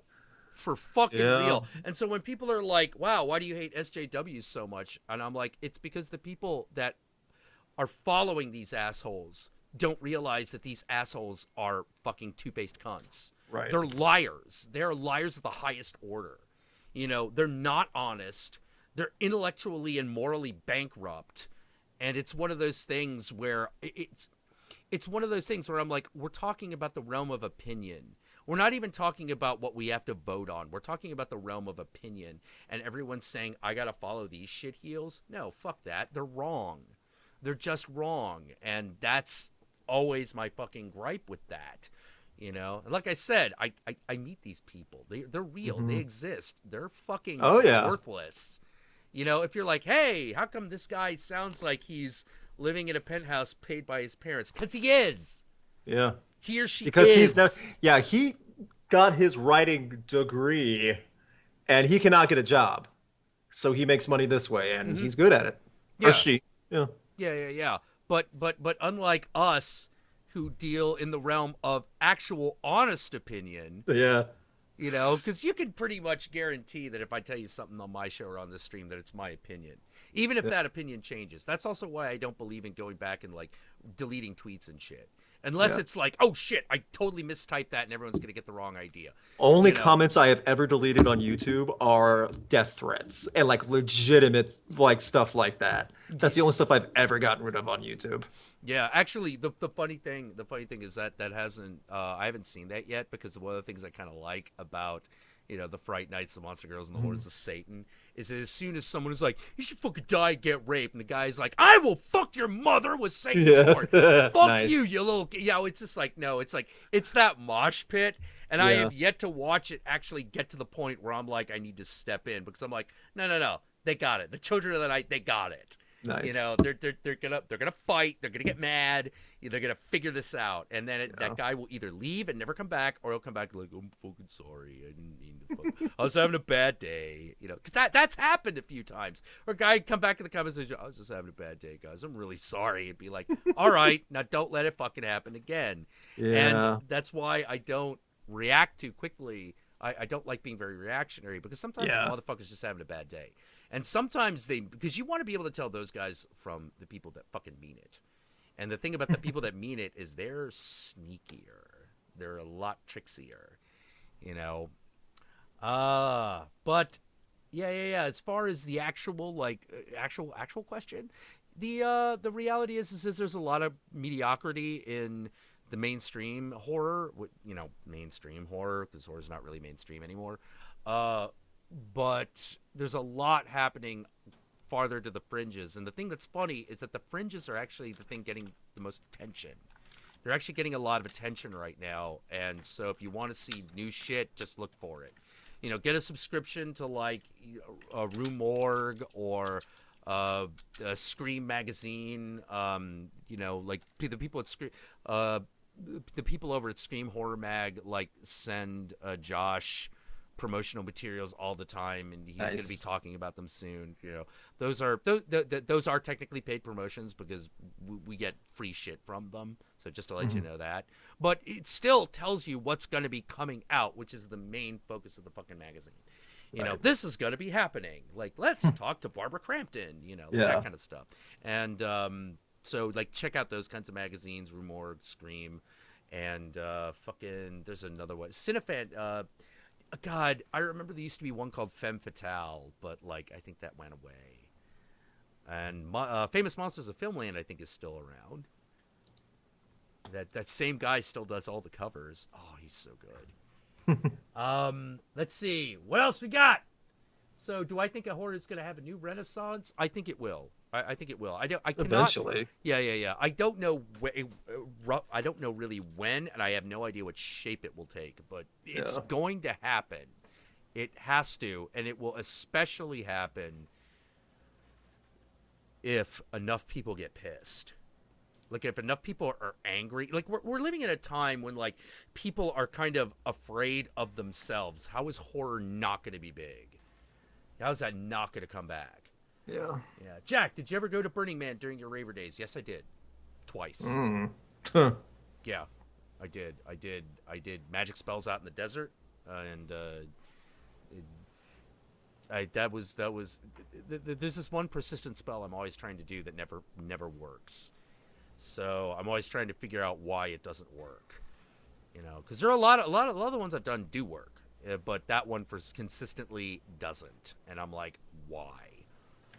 And I don't know. Let's see. What B grade horror films do you think deserve a remake? Oh man, I'd really love it if they remade The Entity. Haven't seen that one. Oh, Rape Ghost the movie. I think they should remake The Entity, and they should do it for really real. Like just really make it super crazy. I also think that they should remake fucking Them. I Yeah. want them to remake Them. I had this Yes. whole outline for for a script for the remake of Them that existed in my mind, which was all about the Cold War and mutated ant people and giant fire ants, and like a queen, like a woman who had turned into the ant queen, and how the last shot was basically this girl hatching from an egg, and as after she kills these two guys who try to rape her, she walks off into the fucking wasteland towards like one of the few cities that's left because the ants have destroyed everything. Or rather, ants and mankind have destroyed everything. There's a nuclear bomb that goes off. And as she walks towards the last settlement, a fucking stream of little ants are following her.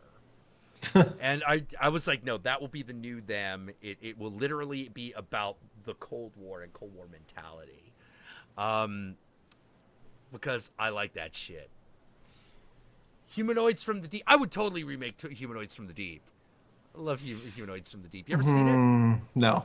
It's about it's like That sounds like Mystery Science Theater. It is. Okay, It's basically gotcha. take a creature from the Black Lagoon, make a couple dozen of them, and now they have come to a fucking Amityville style fucking coastal town in order to breed with human women. En masse. It's got point of view shot with a really shitty like glove. Fishman glove. It's awesome. I love it. God isn't real except Cthulhu. He'll fuck his shit up. All right, that's not a question, That's but not a question. No. yeah. Let's see. What else? What we got? What we got? All right, we're gonna probably only do 3 more because we should probably cut this off at 3 hours. Oh, a question for Jack. Thoughts on Michael Moorcock? Ooh, Michael Moorcock, one of the hidden influences of the latter half of the 20th century. Michael Moorcock. Yeah, very, very important man. Extremely important. For those of you who don't know, Michael Moorcock is most famous for writing the Elric books, Elric and Stormbringer. It was one of the first major, I don't even know what to call it, but kind of dark, modern, inspired fantasy stories. It's not set in the modern world, but it's got that anti-hero bent to it because it is about a guy who destroys the world. And some of his books, though, his hero, he was one of the first to try to implement the idea of the hero with 1,000 faces in his writing directly. Not just write a hero according to the monomyth, but actually address the hero with 1,000 faces phenomenon in his writing, so that when you look at all of his books, all of those guys are supposed to be the same guy, just different versions of the same guy. And this applies to weird things like fucking shit. He did all right, so he does this dark fantasy novel about an albino guy with a black sword that destroys the world, right? But he also did a series of these weird acid fucking groovy Austin Powers spy novel type things. A lot of what Austin Powers does comes from these fucking books. And that's also supposed to be Elric. It's weird. And it keeps going. So there are things that he writes are set in space, set in the 60s, set in the 80s. It's all supposed to be Elric. But he has a different name every time. Michael Moorcock also played with Blue Oyster Cult for a little bit, wrote some of their songs, Soul Survivor and Veteran of the Psychic Wars, shit like that. Every time, he also played in Hawkwind, which was the precursor to Blue Oyster Cult in many ways. Oh man, yeah. Michael Moorcock, very important, influential guy. One of the secret wizards of fucking heavy metal and rock and roll, and fantasy. Role playing nerdy shit that's actually really kind of awesome. He's kind of the patron saint of. All right, that's one. Let's see what else we got. Here? Have you heard of Nicole Dollalanger? She's pretty out there. Have you heard of her? This person? Nope. Nicole Dollalanger. Dollalanger? Dollalanger. Nicole Dallanger is a Canadian singer-songwriter. She posting songs on Tumblr. Okay. How do you spell it? Yeah, Dalla. Doll Lang It, Doll yeah, Ann Ganger. yeah. I I guess I don't know, I'm guys. I hear Tumblr and I'm like, yeah. As soon as I heard Tumblr musician, I'm like, you kidding me? That doesn't sound like a good time. But maybe it could be. Maybe we'll check her out. We'll okay. see. I'm just gonna read the lyrics to a song. Okay, Oh no, that's not fair. that's totally You read 9 Inch Nails lyrics out loud. They suck. Nicole Dallanger. Dog Teeth is the name of the song. Everyone, really quick. He handed me a pair of pliers and he told me to pull out his teeth because as long as he had them, he'd use them to do bad things. You're cold on the inside. There's a dog in your heart and it tells you to tear everything apart. My body's covered in teeth marks. Your bite's worse than your bark. Okay. It needs to have, I'm sure it's better with the music. It's a little slow. Yeah. Um, Yeah. We're gonna have to listen to that later. That's gonna take too long. yeah, it's Oh man. super slow. Okay, It's back like to a stuff. little girl singing for like piano for a bunch of grown men. Yep. Hey Jack, have you noticed that huskies are wolves you can legally own? I have noticed this. Pretty I know much. this very, very well. The problem is I don't own it. I don't own it. I actually really love huskies. I actually Yeah, really I do. wish I had a dog. I'm just not home enough to take care of one. Yeah. Same here. I'm actually more likely to get a snake, a Yeah, ball python, because those are. I like I like boa constrictors, corn snakes, and ball pythons. that'd be great for your videos too. To give a voice to the Yeah, snake. Yeah. yeah.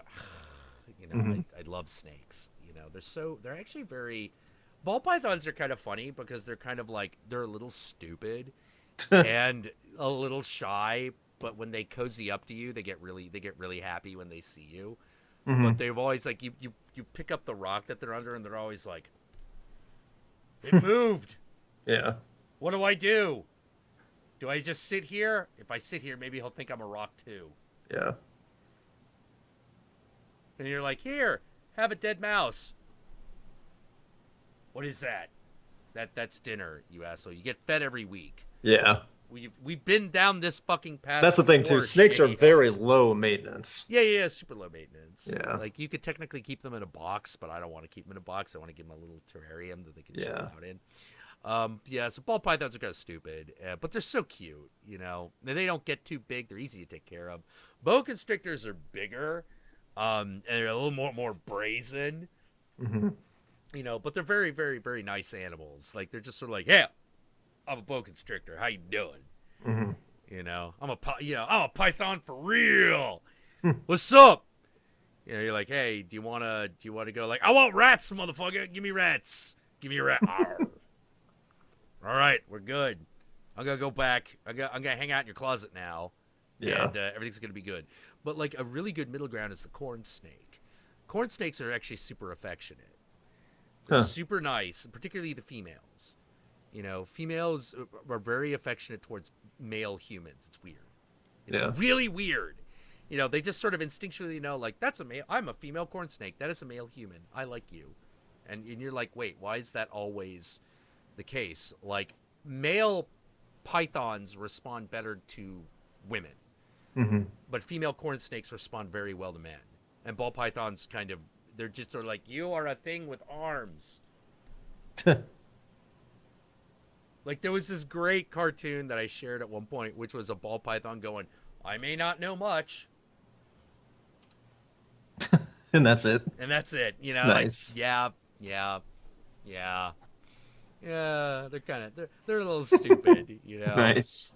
You know how like you got like certain breeds of dog where you're like, you're Yeah, dumb. they I just love you, exist. but They're you're simple. dumb. Yeah. Oh, the power of the jingle. We're the ones that you can count on. New England Telephone, still in my freaking head 30 years later, long What? after that company ceased to exist. Ah, Jack, you need to have a story where you just read old fairy tales. Actually, I've considered that. I've actually considered doing that, like actually Hmm. like rewriting and telling fairy tales, you know. I feel like I actually feel that we need to answer like one more question before. Okay. It's a cross between Beatles and Metallica. That sounds terrible. Oh, Beatallica? Yeah. That That's sounds what awful. that. Yeah. Oh man, I Deathgasm wanna, is on Netflix. Netflix. Everyone must watch it as soon as possible. Yes. Yeah, go watch it. Fucking Deathgasm. Have you seen Deathgasm? I have not. You I've should. heard so many people say I should watch it too. You should. It's really, really good. It's really good. Another one that I don't that you're gonna have to actually like buy a DVD of, and me and Josh are currently like figuring out when one of us is gonna fucking review this movie is one called Motivational Growth Hmm. that has Jeffrey Combs as a sentient mold. Now, here's the thing: you look at the cover, and the cover looks like complete bullshit. But like Absentia, that cover is a travesty. Yeah. Don't Gotcha. believe it. Motivational Growth, actually an amazing movie. Nice. Ostrich Cup. The fuck? Come on. I need like one more question. Mom calls me Satan. I hope she. That's Hope if she, long as she says it with love. You know. Um. Fuck Batman v Superman. Oh, I'm not talking about DC Comics. Fuck that. I'll be here all day, and I need Linkara. I need yeah. Linkara for that. I should have him back on the show. I was actually thinking of like maybe next either having Crash or Rap Critic. Yeah. Yeah.